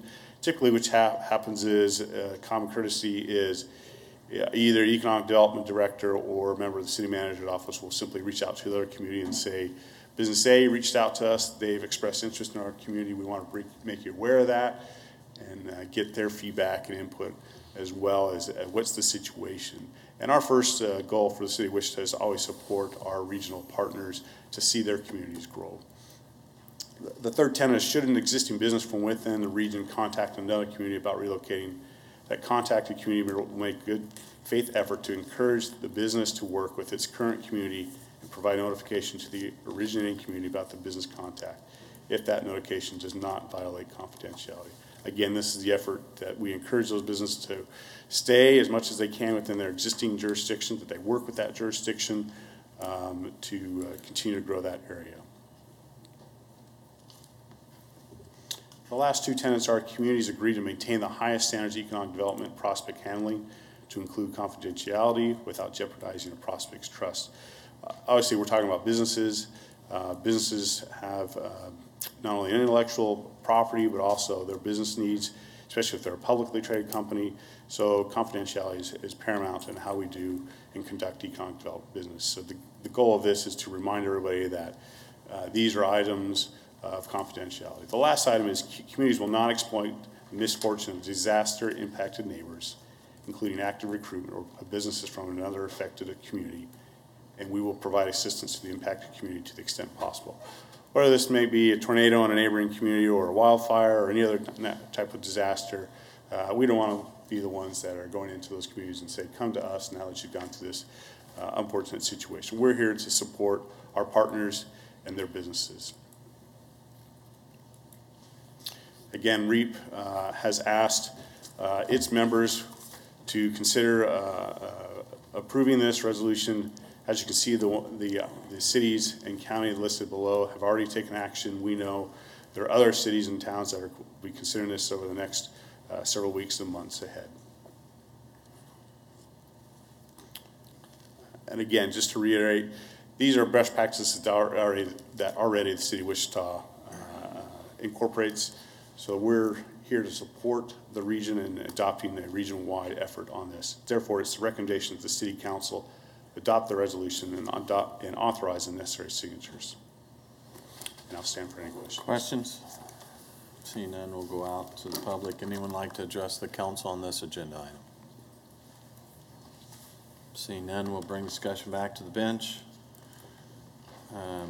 Councilmember Meissner. Thank you, Mayor. Scott, you mentioned that it's kind of just this endorses what we've been practicing recently. So your economic development experience in other parts of the country, is this a document that you support and endorse for a region? Mayor, Councilmember Meissner, this is pretty common. Okay. In the Phoenix area, in the Salt Lake area, in the DC area, this is pretty common where economic development practitioners pick up the phone and talk to their fellow practitioners and say, Company A has reached out to us. What's the situation? How would you like us to respond? We're here to support you primarily. For a lot of regional economic development organizations, they have protocols of how they handle themselves, as well as if you're a member of that regional economic development arm, by being a member of that, you're agreeing to those principles. So it's fairly common. What's your experience if there's a rogue community that doesn't abide by this type of agreement? Mayor, Councilmember Meissner, I mean, let me just preface this. I think I trust that you and others in other regions here locally do have conversations in the economic development world that don't approach at our elected officials because of sensitivity with the companies and whatever, and maybe their employees are living X and Y and things like that. So I have a trust there that there probably happens. But I'm just saying, what if a community this is 10 county or 9 county. Correct. So if there's a lot of county, there's been 1 county and 4 cities that have agreed to sign this. So there's 8 more counties and a lot of cities or communities.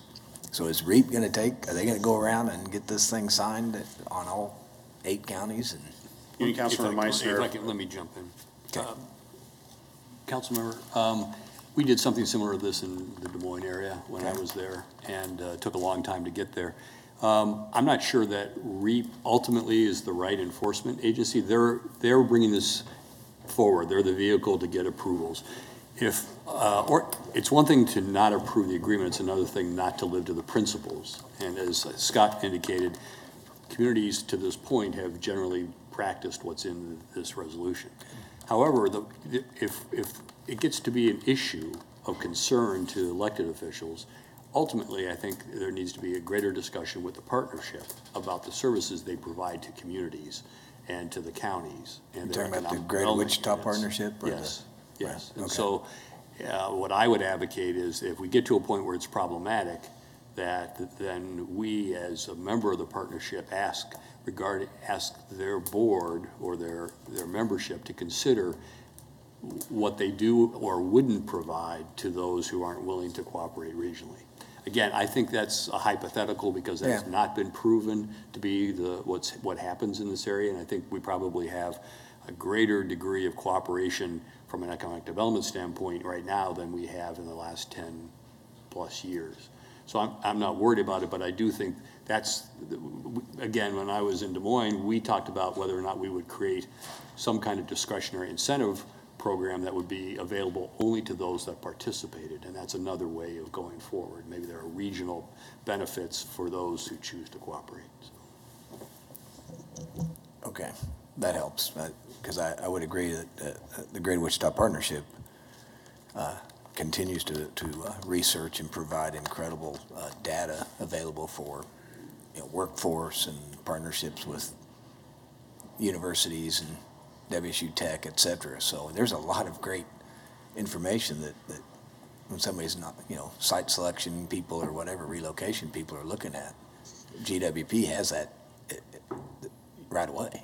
Councilor Meister, that's absolutely correct. That's the true value of regional economic development arm or organization is as organizations become members of that, they accept and adhere to those protocols and operating policies, but they're also leveraging the value that a regional economic development arm has. For example, if I'm a smaller community, I've worked in the past, is you may one day be somebody that works in parks, so the next day you work in community services, the next day now I have a prospect having interest in my community. I may not be the most up-to-date on what does a prospect response look like. How do I leverage data? What are commute times? And by being a member of regional economic development arm like Greater Wichita Partnership, you can leverage the resources and say, Jeff, can your staff help us at responding? Can you help us lead a site selection tour? And by those organizations or communities being partnered with that, they all communally agree to the principles of how to operate. Including, this would be a positive step for RFPs, basically, that are sent out. And yeah, it speaks to the confidentiality. Again, as you know, we've worked with Greater Wichita Partnership. Confidentiality is key as we talk with prospects, both locally that are growing or outside that we're looking to attract. That's a key factor for that as they make decisions. So would this still, would there be multiple RFP responses from communities along with us, let's say, or does this help calm that storm? Is it one? I think that's a continuing evolution for Greater Wichita Partnership. They're fairly new.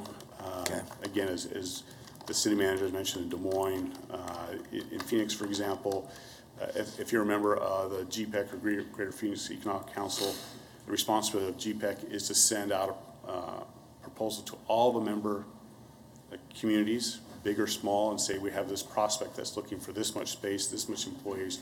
Submit your response to us. So we're kind of getting well beyond the scope of this resolution right now, folks. Can we kind of? I agree. Well, Mary, I was just going to compliment that. I know we have taken me and you, and for sure you've taken the lead on not objecting when a company considers leaving our area and stays within the region. And I think that's very positive. And so. And I appreciate that. I just hope that the other 10 counties are. So just want to make it very clear that this resolution basically codifies what our practices have been over the last 3+ years. What we're saying is we're not going after companies to move from Newton to Wichita, and we're not trying to compete with the Mazes and Goddards and Valley Centers for companies that are already situated in those communities. But when we go out and solicit opportunities across the country, it's the role of the Greater Wichita Partnership to bring those back and let every community in this region then put their best proposal forward, and we will compete. But I think the beauty of that is we provide a wide variety of options for companies that are looking to relocate that they can find something that fits their niche in this region. And for us to continue to compete as a region, I think it's important to codify this practice so that we truly are giving our partners comfort that we're not out to steal their business. Because what we all recognize now, and this has been a practice that's, again, been going on since I've been mayor anyways. It hasn't always been that way. We've had companies in the past that said, hey, if you don't provide this abatement or this opportunity, I'm gonna leave you for Andover. And there's been some past practices years ago where we've offered opportunities so they wouldn't leave us for Andover, but that hasn't been the case in the last 3.5 years. I agree. So, I'm glad that Goddard didn't solicit AAA baseball from you, so that was good. Again, if it's a new opportunity, everyone puts their best proposal forward. So I think this is a healthy resolution that will strengthen us regionally and allow us to be more competitive with communities all over, literally anymore, all over the world. We're fortunate to have 2 companies in Wichita that truly have employees scattered all over the world, with Coke and Cargill. And of course, we know Spirit's footprint is broad, and several others that are doing business globally. And so it's a great place to do business from this region. And we also know if you land in maize, Wichita is going to reap the benefits of maize growing in their job sector. So I would be happy to move that the City Council adopt the resolution and authorize the necessary signatures. Second. Councilmember Clendenin. Mayor, I'll be very quick. I'll be supporting this motion today, but as a bit of history, very quickly, I chair the Sedgwick County Association of Cities, and that organization was started and named Alarm. And it was named Alarm because it was formed against the city of Wichita. And the city of Wichita was not offered membership in this organization. Now a council member from the city of Wichita is chairing it. There's a lot of goodwill, and they feel this sort of thing here that we've been trying to share with that group of cities in Sedgwick County, they feel like they're truly partners now. And this goes even further in making those communities feel like we are a partner with them. So, thank you. We have a motion and a second. Any other discussion? Cast your vote.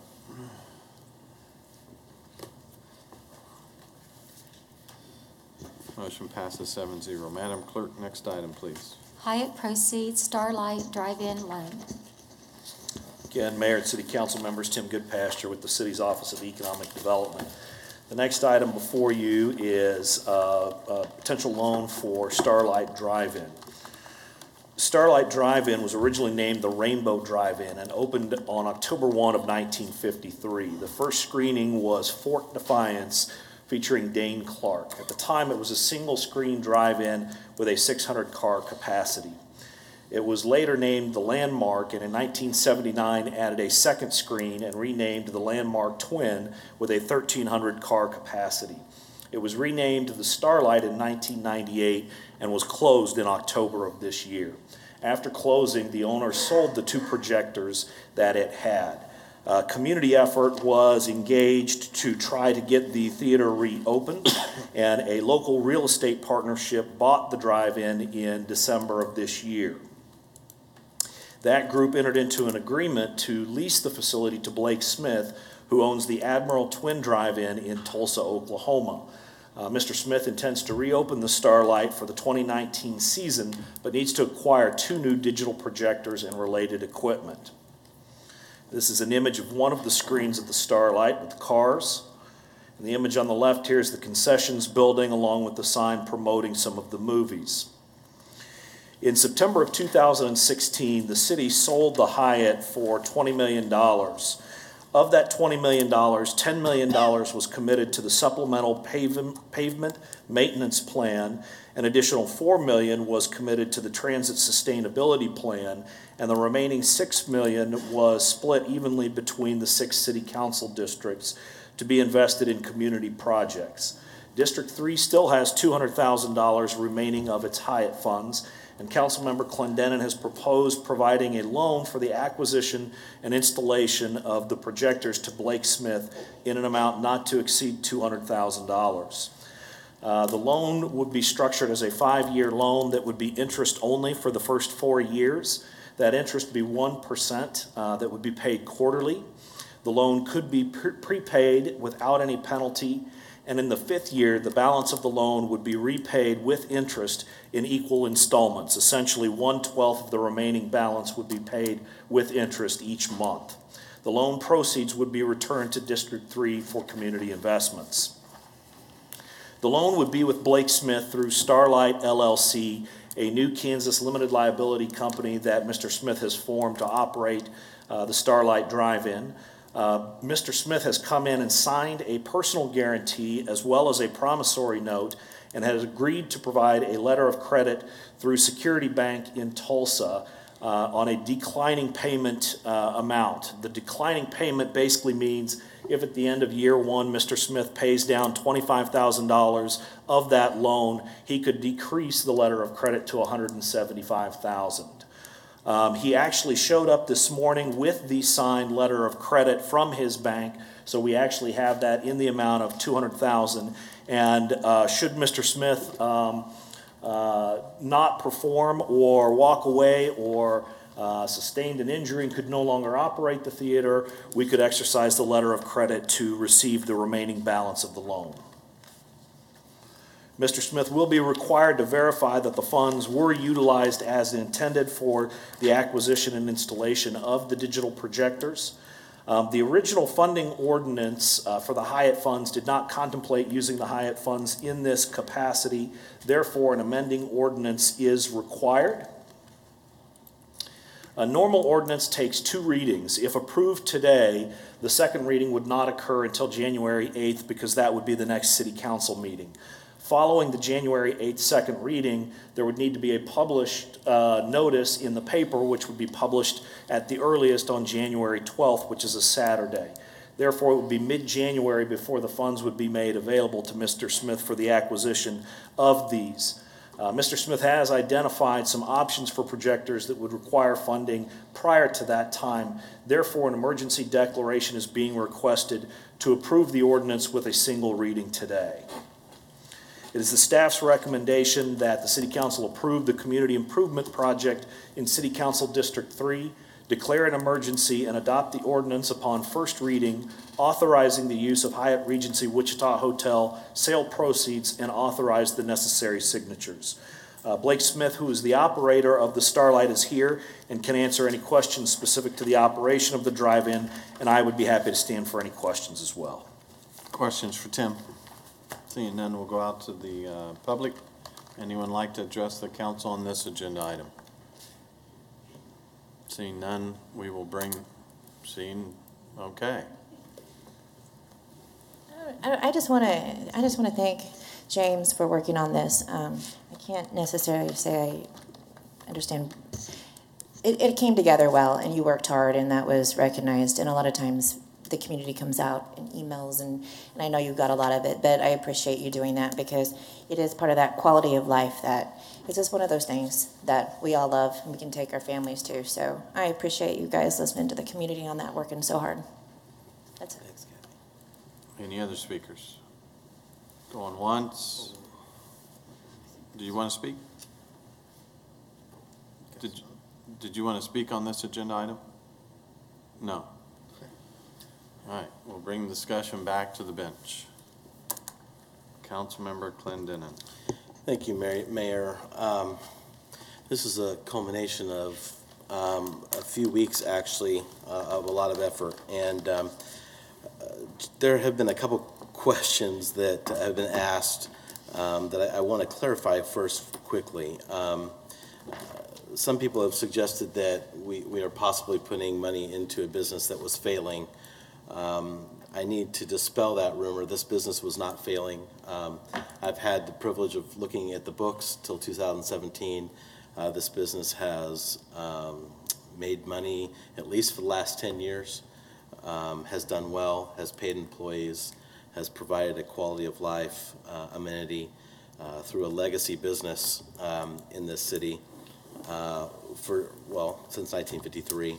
The other thing that I want to address is that why a loan from the city of Wichita? Why not from somewhere else?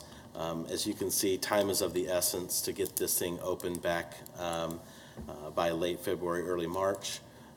Going through traditional means and a traditional bank loan would have really set things back. As a matter of fact, not having the projectors killed an original deal that we had.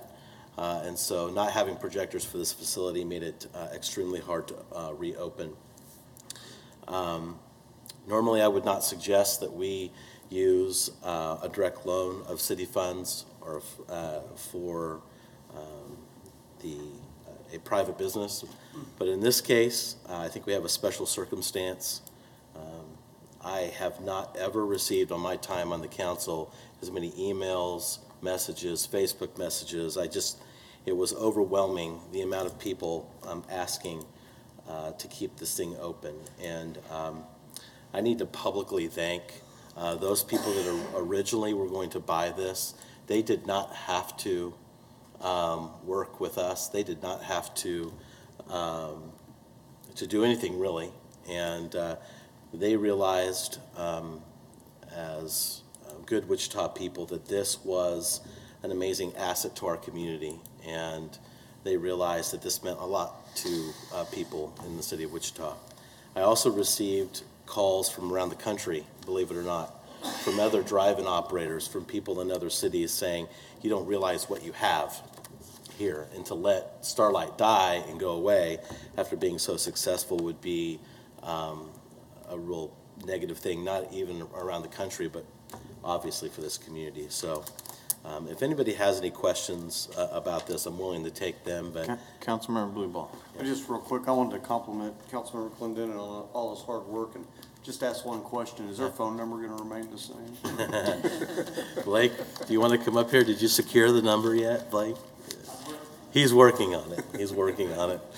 That actually is one of the discussions that was had, because it's actually an asset because of the jingle.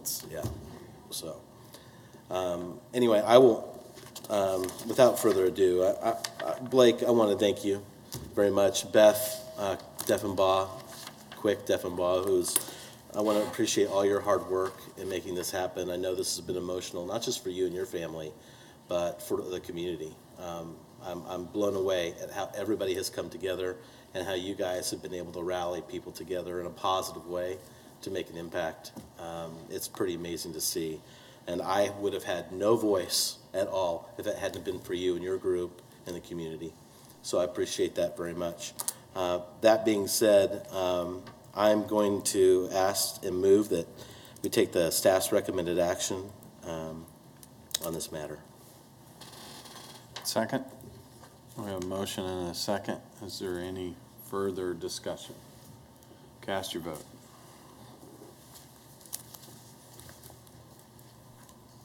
Motion passes 7-0. Madam Clerk, next item, please. Approval of the donation for NAFSCR Park.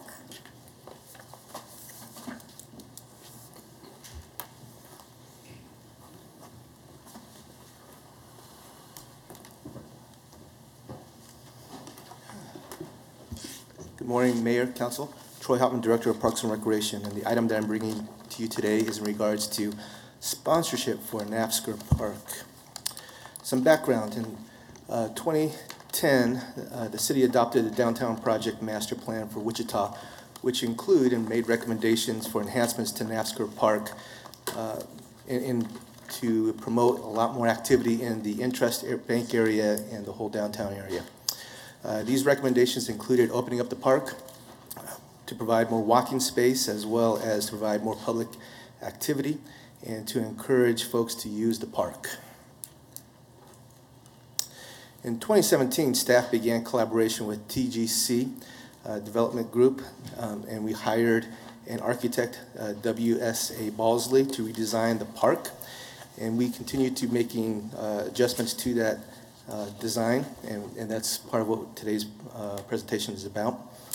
But a lot of it was in regards to changing the aspects of this park that would include more programming and the usability of the space as a gathering space.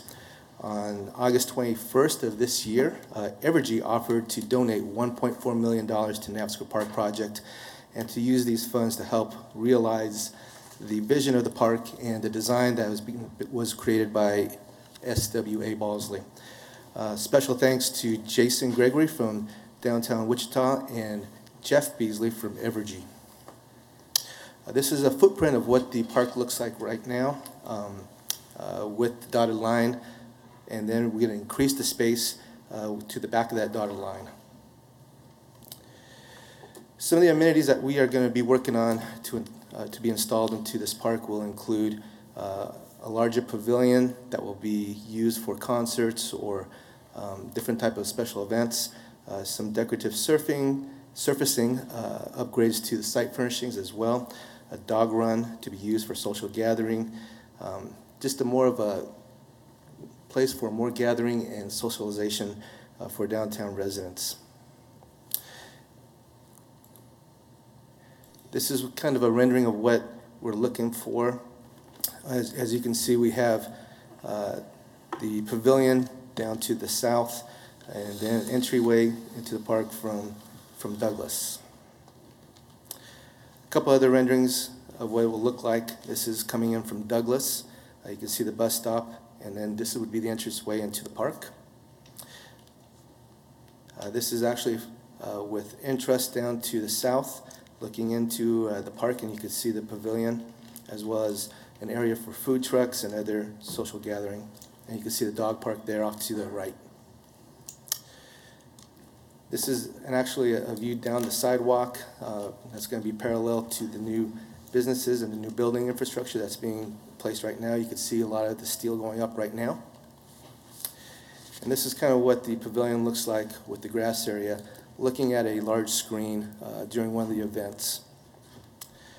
This is what we're going to do for the pavilion, actually etching the Evergy name on the pavilion, and that's what it's going to look like. So it's the recommendation that the City Council approve the sponsorship agreement for NAPSCO Park and authorize the increase in the budget and bonding authority. I have folks here that also want to share some information.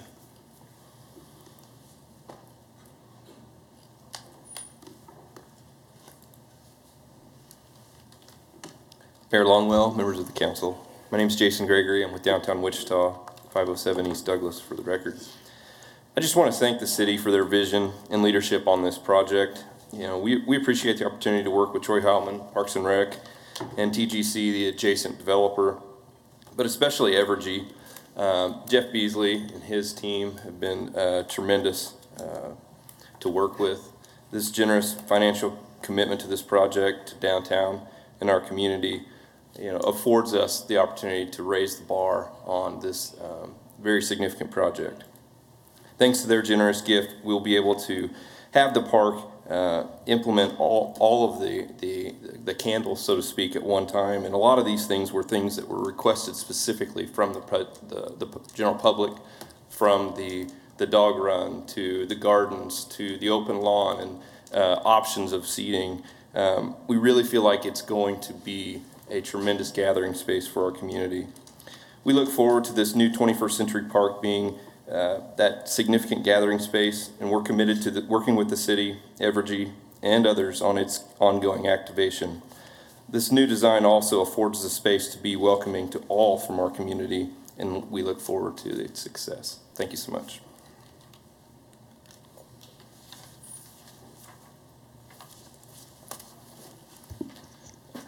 Good afternoon or good morning to the mayor and to the city council.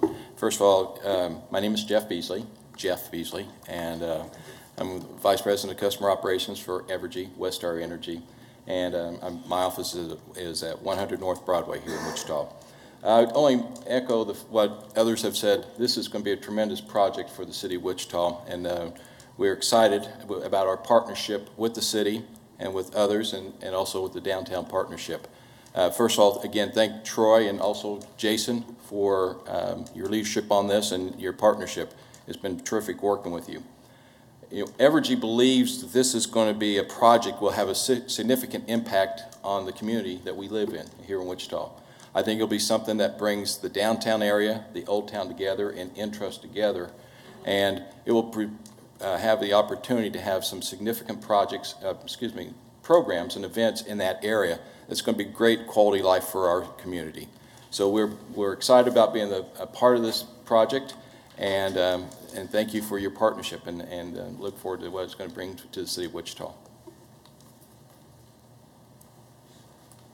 Troy, any more of your presentation? Are there any questions at this point? We'll go out to the public. Anyone like to address the council on this agenda item?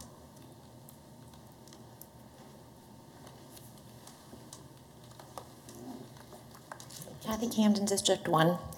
I didn't really get to see the pictures before, so I'm glad to see the renderings now and the plans. My concern is that this is 20 years. Is that correct? Okay, so it's 20 years of donation paid advertisement. Basically, it breaks down to $70,000 a year.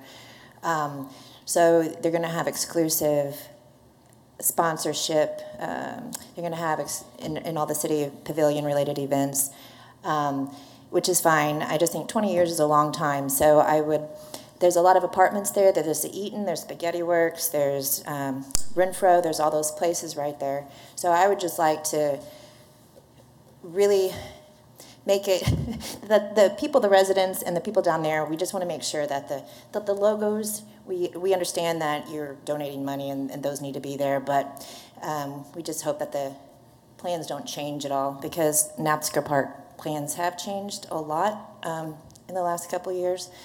There's not a lot of trees left, and it's just changed a lot. So I just hope that we don't have something where it's visible from every apartment downtown. You look down and all you see is a logo. I have no problem with it being incorporated in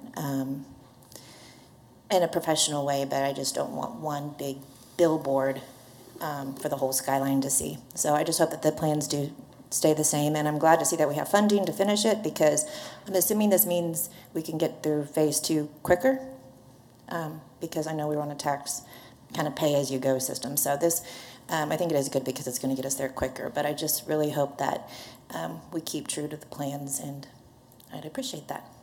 Thank you. Any other speakers? Seeing no other speakers, we'll bring discussion back to the bench. Any discussion? We'll turn this over to Councilmember Johnson. I just simply want to say thank you for your continued investment in Wichita, Mr. Beasley, and we appreciate your commitment to our city, and we think that we do have some great opportunities to see our quality of life grow, and now you'll be a part of that. And Councilmember Johnson, I'll turn it over to you. Thank you, Mayor. I want to echo what the mayor said. Thank you, Mr. Beasley, for this investment and all the work that we've done over the last couple of months. I appreciate your commitment there. This is going to be great. As many people know, initially I liked Napsker Park as it was, and seeing the developments and the community input and what this is going to be is amazing. So I'm excited about this as well. So with that, I would move that we take the staff's recommended action to approve the sponsorship agreement for Napsker Park and authorize the increase in budget and project budget and bonding authority. Second. We have a motion and a second. Any other discussion? Cast your vote. Mayor, I'm having some technical problems here. Just 1 second.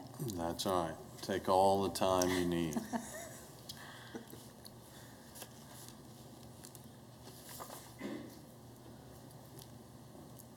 Councilmember Meissner, would you cast your vote, please? Thank you. I was waiting for the technical problems. Was Councilmember Meissner the technical problem? No, he was not. All right. Motion passed 7-0. Madam Clerk, next item, please. 2019-2021 Service Employees International Union Contract. Good morning, Mayor, City Council. I'm Chris Bezricki, the HR Director. For your consideration and approval is a proposed agreement between the city and the Service Employee International Union, known as SEIU. This is a 3-year agreement proposed. It is within the budget projections for the next 3 years, and it is consistent with regards to wage increases among other employee groups that are non-commissioned. It has been approved by the union membership as of yesterday, so we're moving pretty quickly. So it is for 3 years from 2019 through 2021.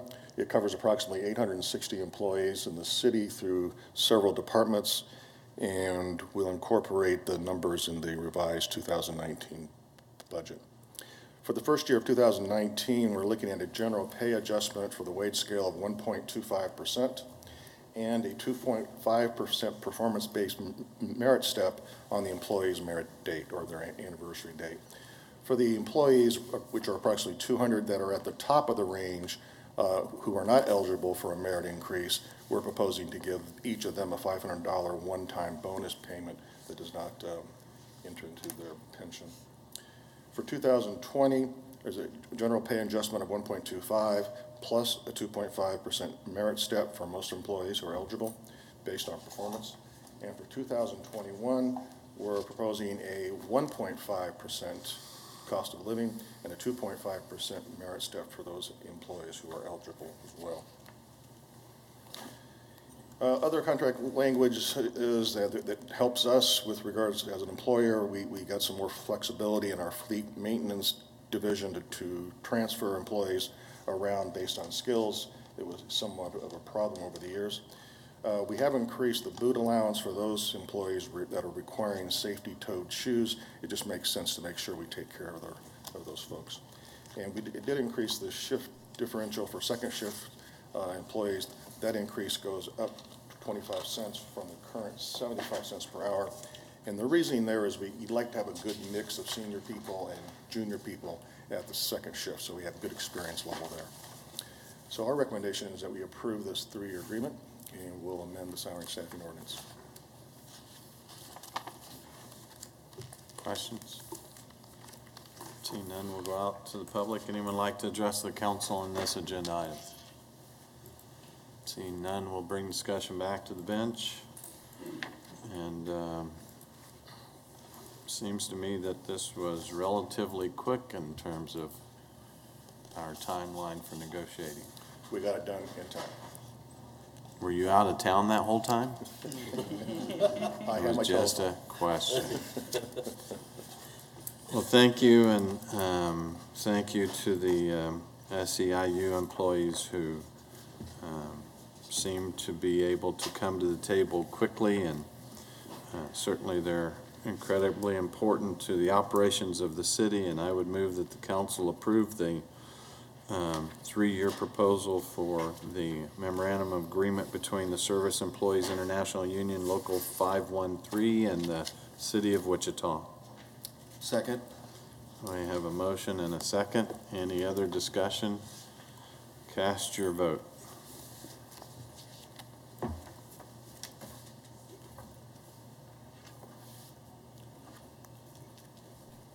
Motion passes 7-0. Madam Clerk, next item, please. Amendment to ordinance creating a Citizens Review Board to provide assistance to the Wichita Police Department.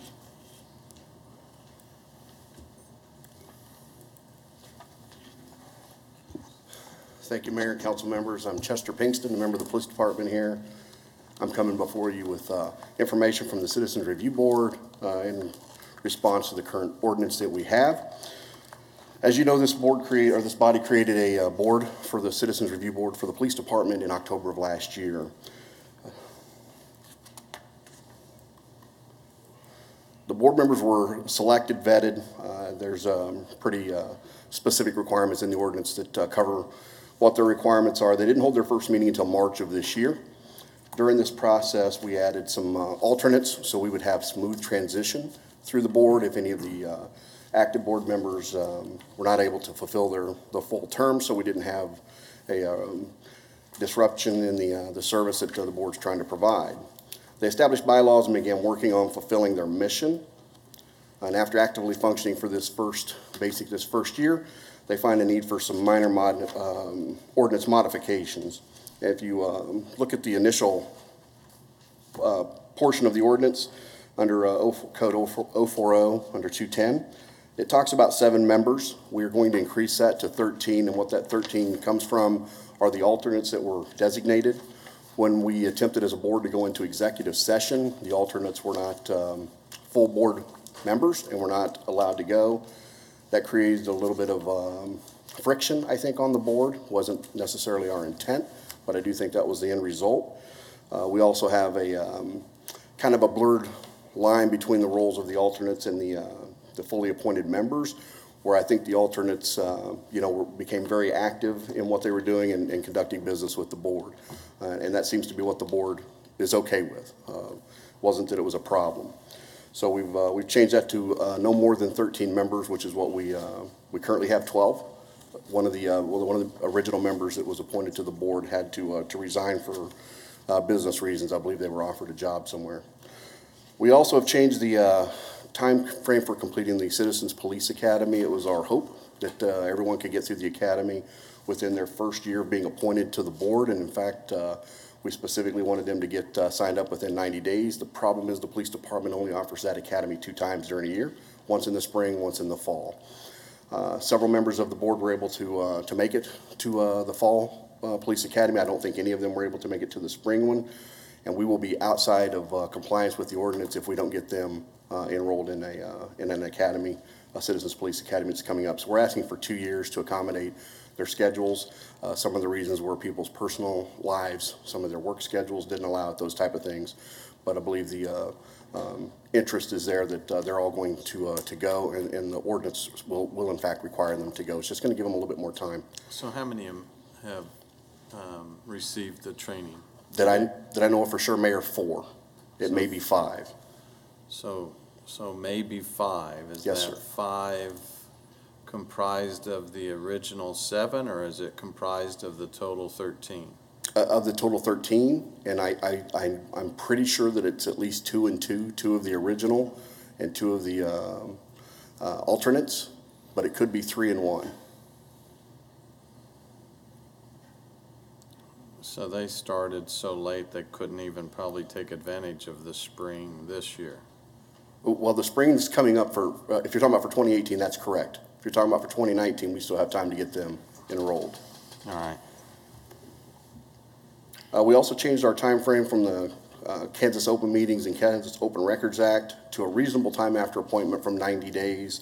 And I think that is because we don't necessarily always offer a coma coring training from the city in every 90-day period. So we're hoping to get that adjusted as well.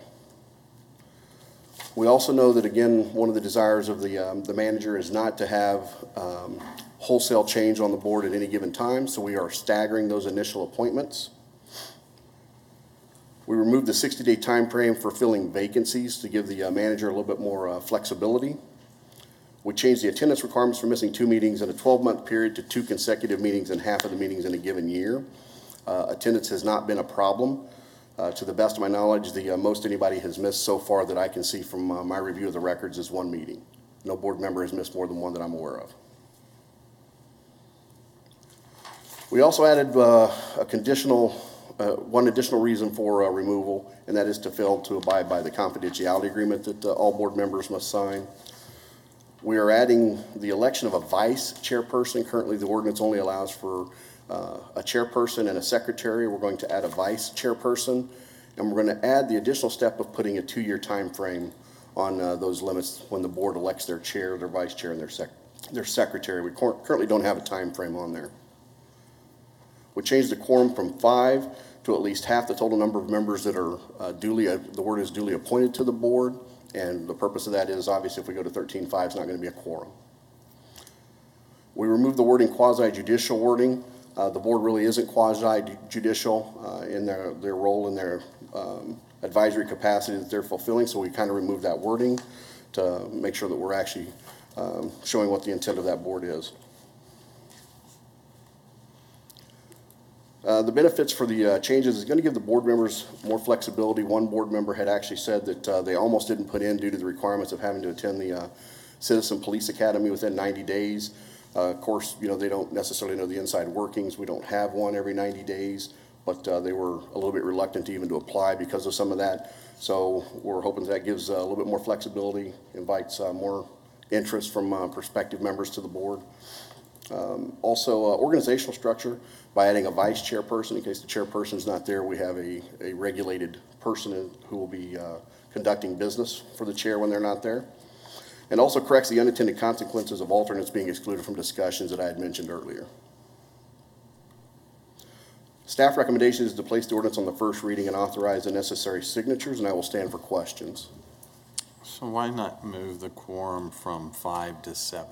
Are we worried that we won't have 13 fully sworn-in people all the time?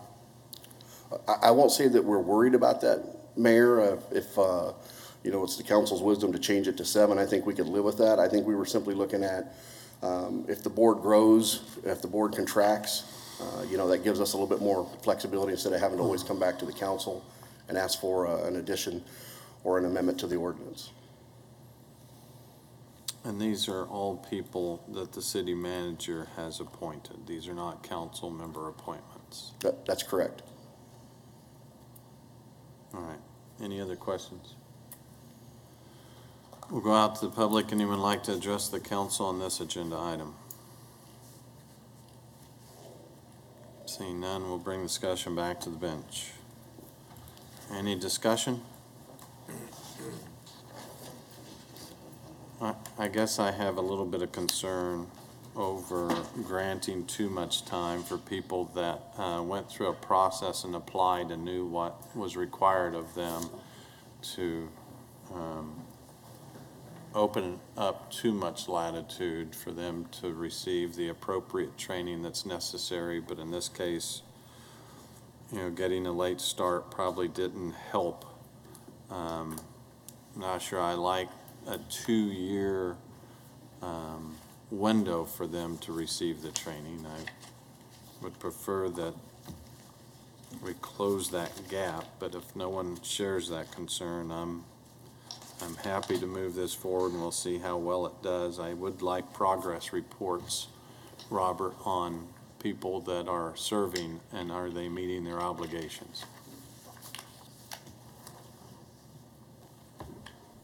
And if there's no other concern, Councilmember Clendenin. Well, Mayor, I do share some of your concerns. I hate, but again, you've made all the points I probably would have made. I would make a suggestion that maybe instead of saying 2 years, that we said that they at least have 2 of the academy cycles to, because that could be a year, that could be a year and so that's 3 months. not a bad approach. They get 2 shots. I might go 3 because that would give them, you know, maybe a year and a half. Yeah, I could do that. So instead of just saying 2 years, say that they have up to 3 classes to enroll in. Good with that? I think that's a nice compromise that then takes care of awkward times when they might be appointed 3 weeks after a class started. And that takes care of that. So let's change the wording and the amended ordinance to say that the training has to take place within a cycle of 3 class schedules that are available for them. Is that clear enough? And that actually gives the current members 2 more cycles, 2 more classes. Sure, absolutely. So I would move that the council place the ordinance on first reading and authorize all necessary signatures with the change that was just stated. Second. Motion and second. Any other discussion? Cast your vote. Motion passes 7-0. Madam Clerk, next item, please. Design concept, design agreement, and funding for improvements to Waco Avenue, Central to Douglas. Good morning, Mayor and Council members. Gary Jansen, Public Works Engineering. The item before you today is a proposed concept for providing safety improvements to Waco from Douglas to Central. The real impetus for this project was over the last year and a half, there were multiple vehicle and pedestrian conflicts at or near First and Waco. The last one, which was earlier this year, the pedestrian was legally crossing First Street at Waco and was struck by a southbound vehicle on Waco, making a left turn onto First Street. That was the third time the same type of thing had happened over the course of about a year and a half. It just so happened that all of those people were employees of Cargill's Innovation Facility, which is nearby. They had approached us about taking a look at what could be done to provide additional safety improvements, particularly to that intersection. But because pedestrian and bicycle counts continue to increase all over the core area, but especially along this corridor, we made the decision with council's approval earlier this year to evaluate the safety of the full stretch from Douglas to Central. Kind of seemed like natural boundaries. Real quick on some history then. Back in June, the City Council approved funding for that corridor study. In October, the Wichita Bike and Pedestrian Advisory Board unanimously approved the design concept you'll see before you today, and the District 6 Advisory Board did the same thing on December 3rd. Currently, Waco is a 4-lane roadway for this full stretch from Douglas to Central, which creates some of the problems in and of itself. We don't think that the 4 lanes is necessarily needed for current or future capacity. We've looked at level of service. If we look at going to 3-lane, which is our recommendation today, and we think everything will operate just fine. This is looking north at Central. We'd like to make some improvements there too, that if funding is available, which we'll talk about in just a minute. This is looking south at First Street, where we've had most of the issues. The 4-lane roadway, as a lot of our 4-lane roadways do, create problems at intersections because it's difficult to separate turning traffic from pedestrians that are crossing at the same area. If we could create a dedicated left turn lane, which we do on a lot of our streets, that's one of the benefits of when we go to 5 lanes or 3 lanes. When you got an odd number of lanes, you can create a dedicated left turn lane, which allows you, if you make improvements to the signals, which we need to do here, to separate vehicles and pedestrians. That's really the goal. It adds a little bit of time to the overall signal length, but operationally it allows things to continue to work the way they do now from a vehicle perspective, but creates a lot safer opportunities for pedestrians to cross at the intersections. The other benefit to that too is anytime you go from even number of lanes to an odd number of lanes for the vehicles themselves, it significantly reduces the number of rear-end accidents. We have not seen necessarily a high incident here, but we always see a decrease in rear-end accidents anytime we can go to a dedicated left turn lane. We have tried to make the inside lane of 4-lane roadways a dedicated left turn lane, but it's challenging. It's generally ignored by the public. It's hard to enforce. People continue to get in that lane, and it's actually created more safety issues than not. The recent WAMPO bike and ped counts for 2018 showed this intersection in particular was one of the highest counts that they had of all of their locations, and the rest of the corridor, again, was showing an increase. So we think it makes sense to really look at improvements from Douglas all the way to Central. It's about the only way to make a conversion to 3-lane work. And I might just mention real quick, you see on-street parking here from 2nd down to Douglas. That would be maintained with the proposed plan. So this might be a little bit hard to see, but what you're looking at on the left of the screen is Douglas. To the right is 2nd Street. We also are looking at some improvements along First Street just to better identify what currently is an on-street bike lane. The green that you see is the on-street bike lanes. That was not our goal going into this when we started looking at these proposed safety improvements, but we effectively created space by looking at going from a 4-lane to a 3-lane. That's also a benefit. Bicycle activity, again, in all of the downtown area and across the city is increasing for sure. There are multiple bicycle facilities within the area that this would allow connection to, so this is an added safety bonus if we can provide effectively a protected area, at least an identified area for bicyclists to use by going to 3-lane. One of the things I mentioned, one of the biggest improvements we need to make is with the signals themselves.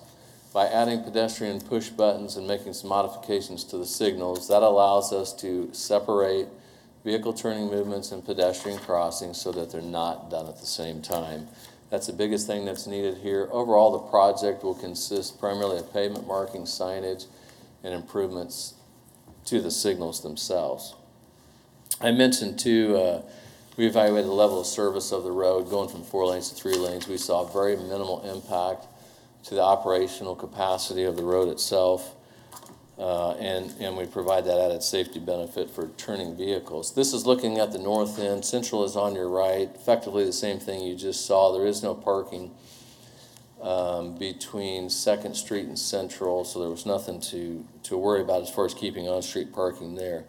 There are some improvements needed at Central we'd like to consider if we get a favorable bid. This is a little bit harder to see than I thought it would, but looking southeast, you can see City Hall to the left, Rounds and Porter. If you're familiar with the southeast corner of this intersection, there's a retaining wall there, there's some steps, there's basically some big blocks of concrete that have been in there for quite some time since there used to be a business on that corner that create a real impediment for both pedestrians and bicyclists trying to get through there. We would like to add that work if possible, if funding is available when we bid this project. Cost to complete the design beyond the study that's been completed so far is just over $73,000, which also includes an amount to replace an existing water line in a section of Waco. If you've been down there lately, there is a large patch on the southbound lanes of Waco. We've got an older water line that we had an unexpected blowout on some time back that required a closure of Waco. So while we're at it, we'd like to use utility funds to get a section of that water line replaced also. The adopted capital improvement program includes $200,000 every year in general obligation bond funding for a category that we call neighborhood improvements. Typically, that funding is reserved for providing support of special assessment projects, infill type projects. We have used it in areas like this. We think it's important to use that funding here because of the safety issues at hand and the need to get those taken care of soon.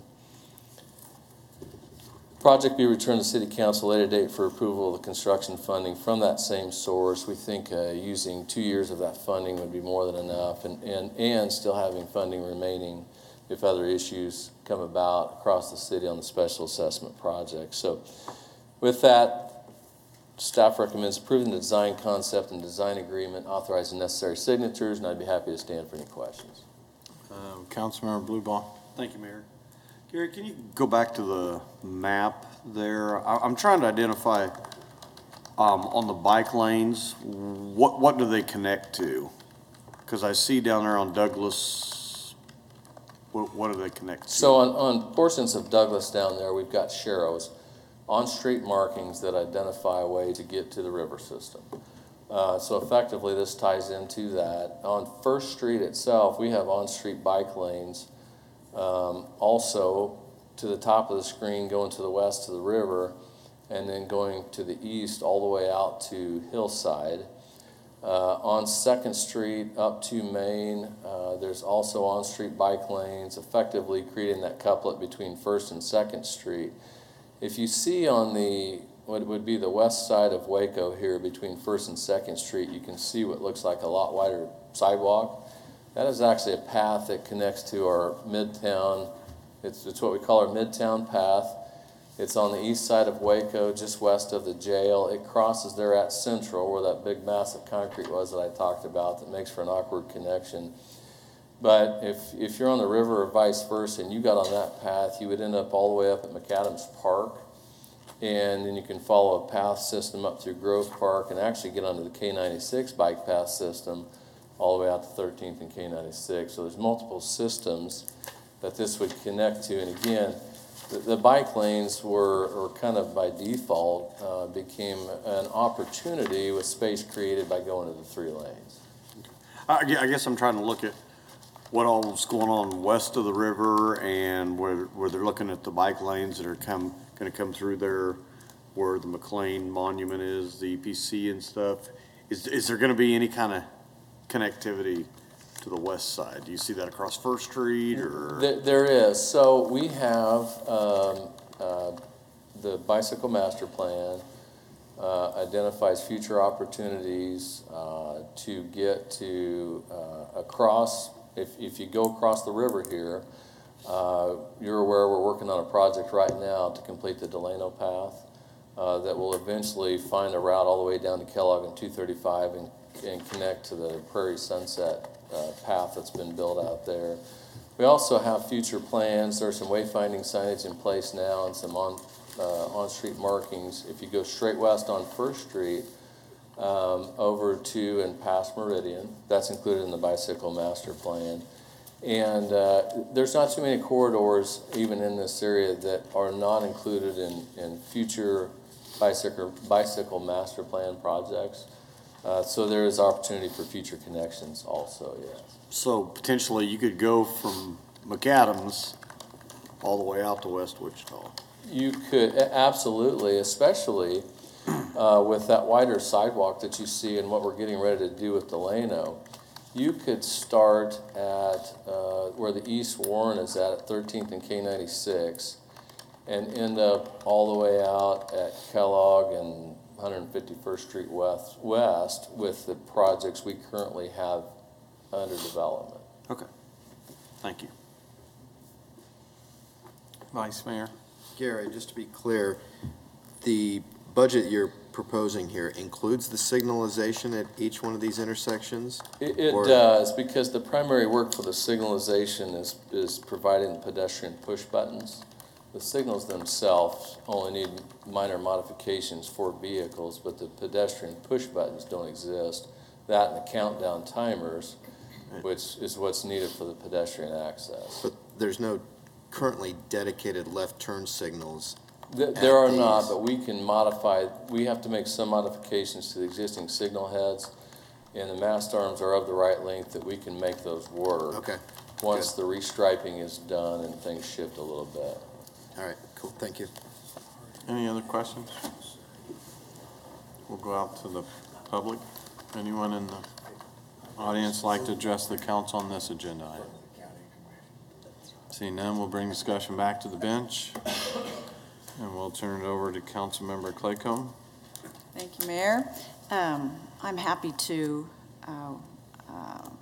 advance this proposal. This is really a great example of where a business came to us and said that they really were concerned about the safety of their employees, and we were able to take that and really work this into a nice project. And really, you know, with our encouragement of walkability in the downtown area, this adds to that, and it's a nice benefit to get the bicycle lanes too. So I move that we approve the design concept, design agreement, and budget, adopt the resolution, and authorize the necessary signatures. Second. We have a motion and a second. Any other questions? Cast your vote.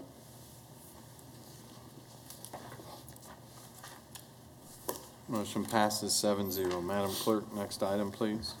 Substantial amendment to the 2018-2019 Annual Action Plan. Good morning, Mayor, Council members. Mark Stanberry for the Housing Community Services Department. On November 13th, you opened a 30-day public review and comment period for a substantial amendment to the city's 2018-2019 Annual Action Plan for federal entitlement funding. Today, we will ask you to close the public hearing and to approve the substantial amendment and the associated funding allocations. Some brief background. The city receives an annual allocation of funds from the U.S. Department of Housing and Urban Development. The funded activities align to the city's goal of creating a livable and sustainable community, and the funds are used to create strong, sustainable, inclusive communities and affordable housing. Components of our entitlement grant program include the Community Development Block Grant Program, CDBG, also include the Home Investment Partnerships Program, or the HOME Program, and also the Emergency Solutions Grant Program. These numbers are our base grants for the 2018-2019 program year. CDBG spending must meet a national objective. There are three. They must benefit a low to moderate income area or person, prevent slum or blight, and to address urgent community needs. It must also be used for an eligible spending activity, and not less than 70% of CDBG spending must benefit low to moderate income persons. The CDBG grant for 2018-19 is $2,806,000. The approved plan currently in place allocates $4,700,000 for eligible activities. And this amount includes $380,000 from prior year resources such as program income or recaptured funds, and $1,600,000 in Section 108 loan repayments. First component of our substantial amendment is realignment of our housing activities. There will be a line item for relocation expenses subject to the Uniform Relocation Act and also public housing rehabilitation. The temporary relocation expenses associated with Wichita Housing Authority Rental Assistance Demonstration Program are the subject of the allocation for relocation. These funds will be used for the RAD project and also CDBG funded projects subject to Uniform Relocation Act requirements. It will also be used for expenses associated with the rehabilitation of the Greenway Manor and McLean Manor apartment complexes, specifically the elevators, and these will be addressed prior to implementation of the RAD rehabilitation or possibly during the actual RAD rehabilitation.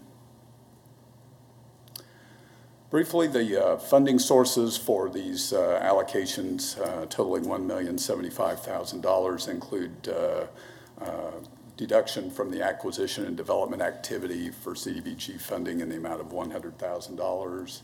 Also, the revolving loan fund, $550,000, recaptured funds of $275,000, and projected program income of $150,000. Second component of our substantial amendment includes addition of an activity for the home program. This is specifically funding that will be allocated for a qualifying project to be undertaken by Community Housing Development Organization, Mennonite Housing. Mennonite Housing has requested $186,000 to construct 3 single-family homes for eligible owner-occupant home buyers. The addition of this activity will satisfy the home program requirement for the minimum CHOTO set-aside, and the balance of previously allocated CHOTO set-aside funding will be reallocated to the Housing Development Loan Program. With respect to citizen participation, we published notices in the Wichita Eagle on November 16th and November 30th. There was also a notice published in the Community Voice on November the 29th. And notice was also broadcasted on City 7 continuously between November 16th and December 15th. The substantial amendment document was made available at our neighborhood resource centers and the Housing Community Services Department, City Hall, over the city website as well, and at specified Wichita Public Branch libraries. Recommended action today is to close the public hearing for the substantial amendment to the 5th Year Annual Action Plan, to approve the substantial amendment to the 2018-2019 5th Year Annual Action Plan, approve the funding allocations, and also to authorize the necessary signatures. And with that, I'll be happy to answer any questions that you might have. So one question that I have is the 1.6 million that's being transferred from the 108 loan repayment program? Yes. So the RAD program itself has been touting that it doesn't take away any funds from regular HUD funding, that it, I think, plans on getting most of their income finances from tax credits, which I think is what we intended our finance stream to come from, was tax credits. Are these transfer of 1.6 million tax credits, or is it from a previous HUD grant? The $1,600,000 is from the repayment of a 108 loan that was made several years ago that the city has held currently in escrow. It must be used for a CDBG eligible activity. And right. Okay. Where are we at in terms, I think we capped our RAD program at 60 million. Where are we at in terms of the revenue that we have generated to date through that RAD program? I might have to defer to. Well. Oh, the next agenda item? Okay. Okay, it will be presented during the next agenda item. Perfect. All right. So no concern of shifting those dollars over, then, I take it. All right. We'll go out to the public. Anyone like to address the council on this agenda item? Seeing none, we'll bring discussion back to the bench. Any other questions or discussion? Seeing none, I would move that we take the staff recommended action. Second. Motion and a second. Any other questions?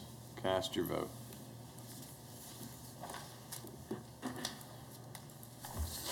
Motion passes 7-0. Madam Clerk, next item. Wichita Housing Authority Year-End Report. Hello, Mayor Longwell, City Council members, City Manager Layton, and neighbors. I'm John Hall. I'm representing the Wichita Housing Authority in the capacity of Executive Director.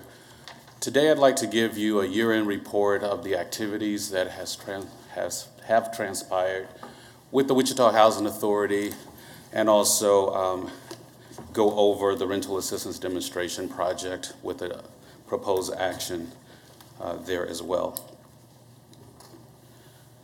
A bit of background is basically that the Wichita Housing Authority became part of the city in 2001, and HUD likes for us to ensure that we are actively engaged with our board members who are our city council members, and to provide updates as necessary so that you are informed of what's happening.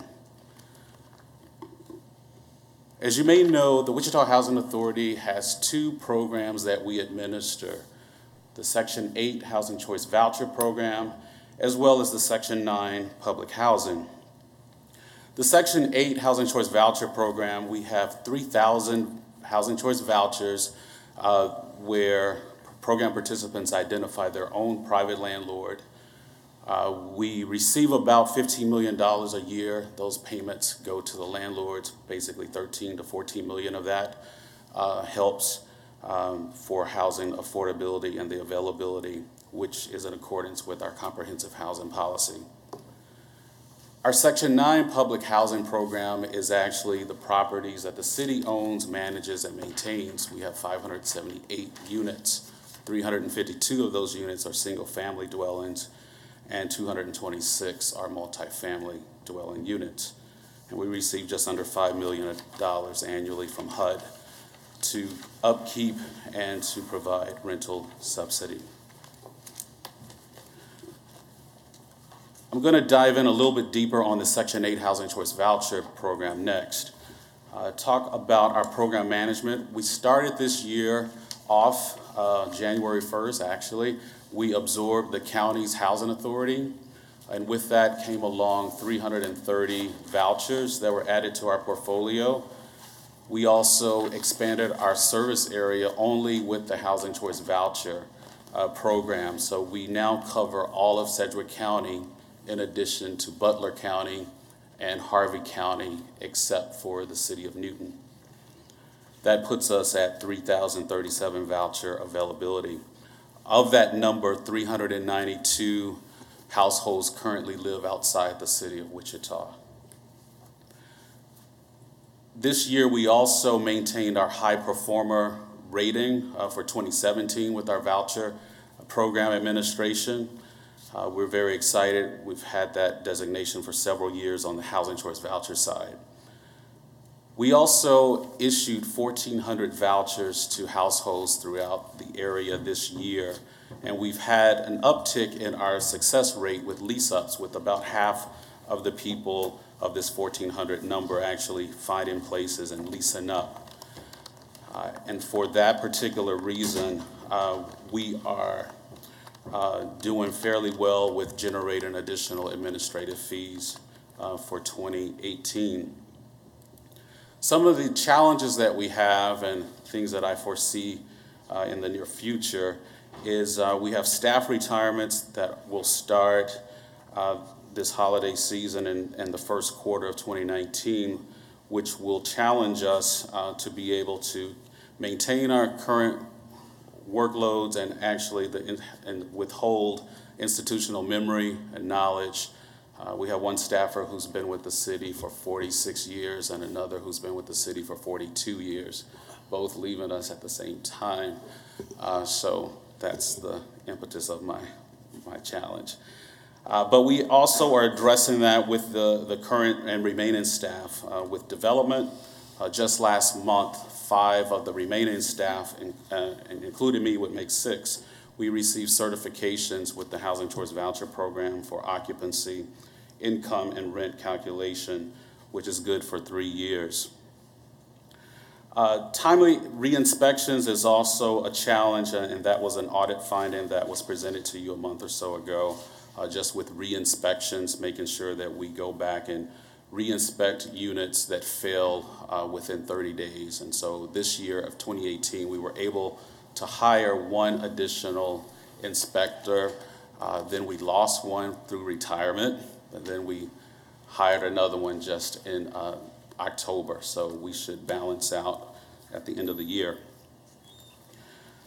We do have potential for oversubscription to our Housing Choice Voucher Program this time next year, based on the fact that our voucher lease-ups, the 1,400 vouchers that we issued, we had more people who found places and they didn't let their vouchers expire.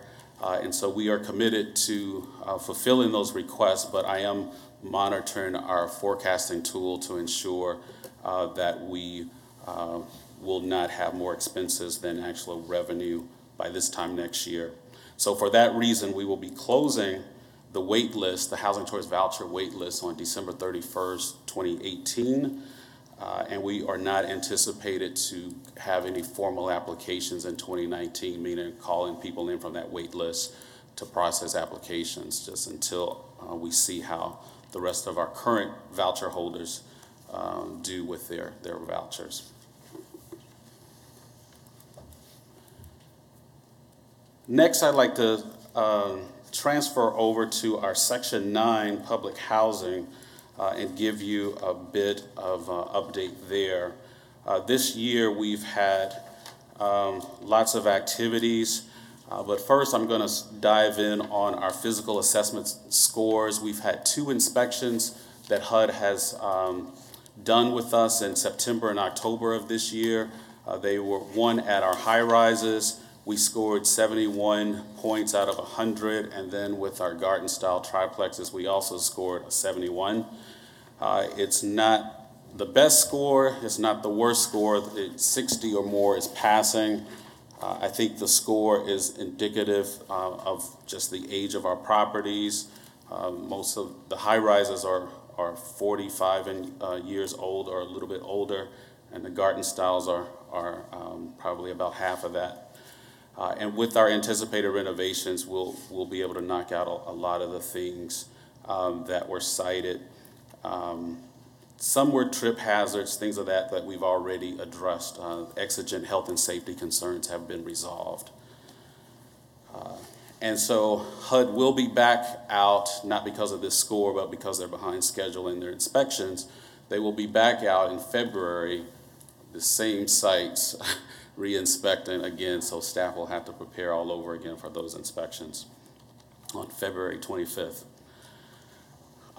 Financially, I am very excited because in June of 2017, when I presented to council, it was pretty dire that we were substandard. We were losing more than $100,000 a year for the last 5 out of 6 years.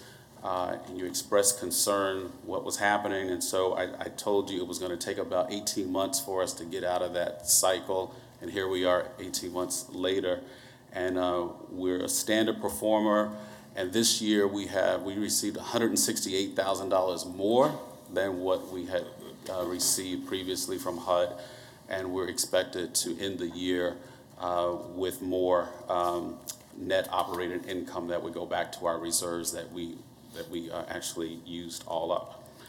So those are great things, and that's a direct result of the staff working very hard and diligent to ensure that our occupancy was increased, that we were maintaining our properties accordingly. So we received more operating assistance from HUD. The next slide shows a listing of the activities that we've done this specific year.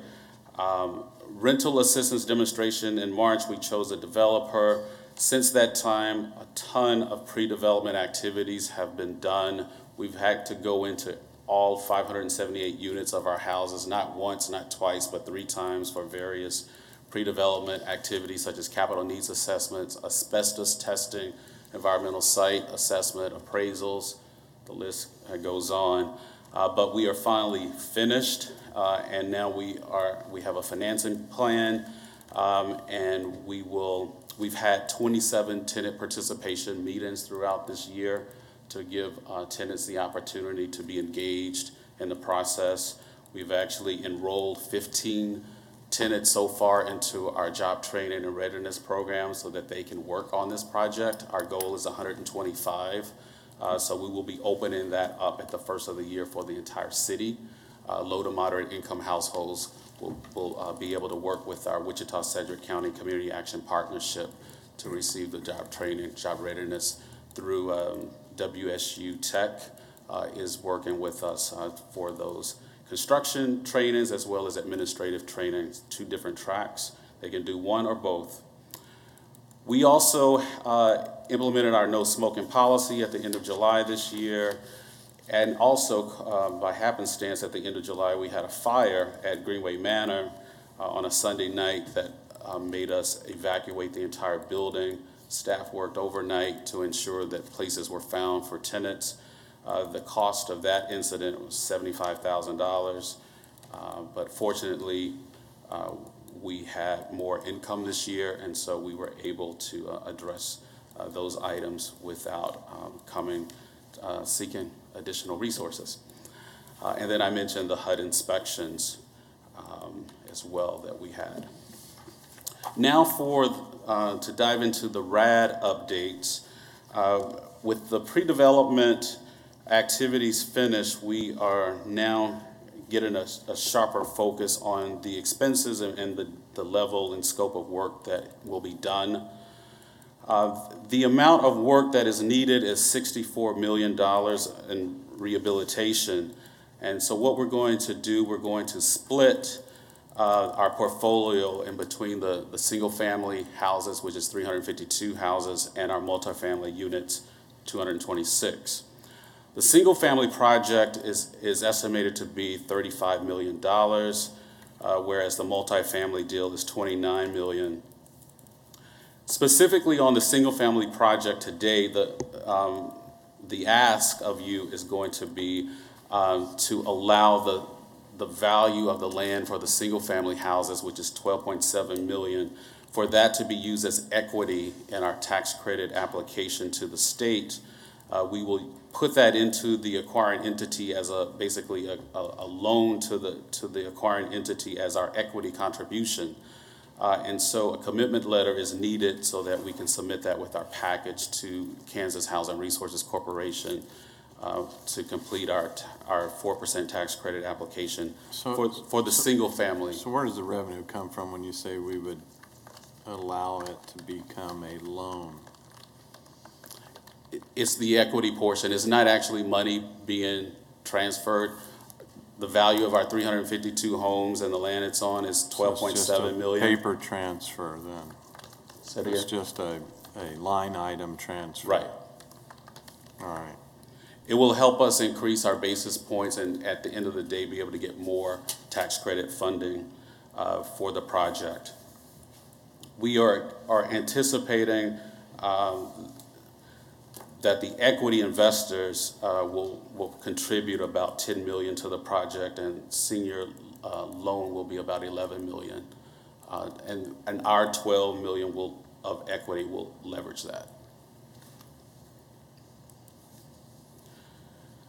The real estate closings are expected in June of 2019. We have to do the single family closing first because we get more rental income there, and then the multifamily deal that has a gap. The complete gap is 3.5 million. We have an application out to the state for all of that 3.5 million. The feedback that we've gotten so far is that they have already committed dollars, and perhaps, you know, we'll get 500,000 to $1 million of that. If that's the case, we have a $2.5 million gap that we are working to close internally with some of our other funding that's outside of that 1.6 from the previous agenda item. That 1.6 is being used for tenant relocations throughout this process. Unfortunately, they changed the laws a few years ago with tax credits. You cannot relocate tenants using the tax credit dollars anymore. So we had to find additional resources for tenant relocations throughout the process. So when the real estate closings happen in June, we'll have lots of activities going on with our tenants. We will, on the single family side, we're going to move them to our vacant single family homes. But on our multifamily portfolio, which are like our high rises, we will be finding temporary living spots for them, whether it's vacant apartment complexes or extended stay hotels. We're working through business arrangements in that regard, but that's where that money goes for, to move them round trip, move them out, move them back. And pay for their cost of living to fill the gap. Right. Okay.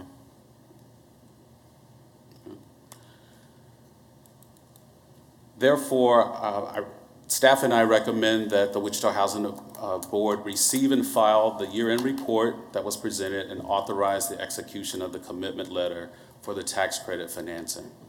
I'm available for questions. So how much of the tax credit's been raised to date?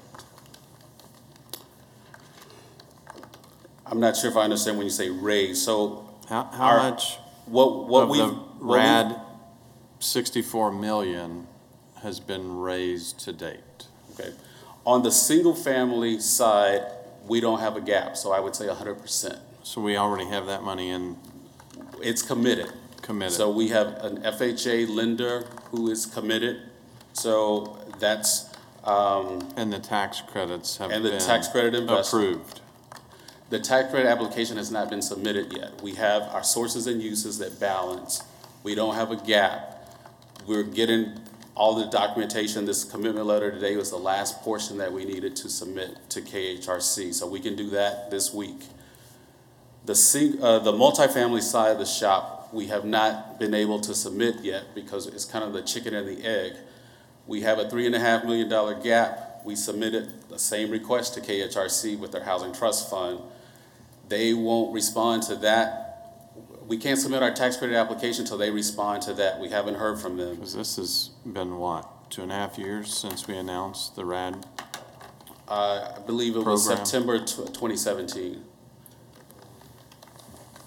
That's when we received the award. We've been talking about it since 2016 when I arrived, yes. Okay. I thought we announced in 2016 because council members, former council members were part of the announcement. That's all right. I think it was September 2017. September 17. Oh, that's true. That's true. All right. Eat a Snickers.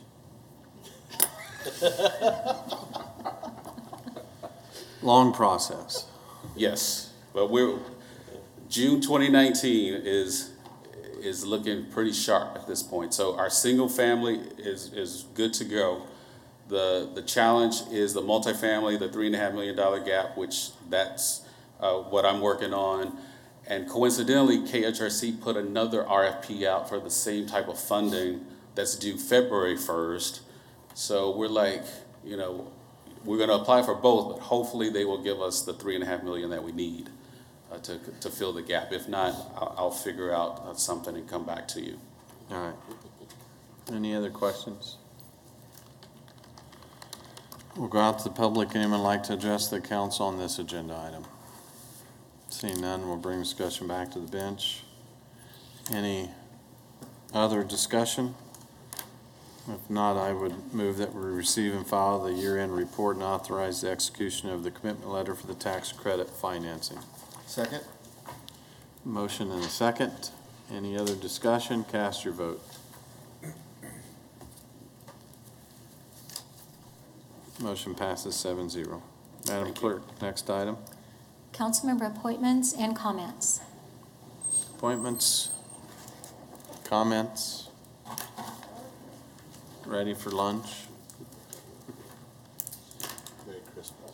So, thank you, Councilmember Clendenin. Obviously, we won't be here for the next 2 weeks in a row for any Tuesday meetings. And we certainly wish everyone the best through the holiday season. And maybe all of your wishes come true, or at least vice mayors maybe. Move that we adjourn today's council meeting. Second? We have a motion and second to adjourn. Any discussion? Cast your vote.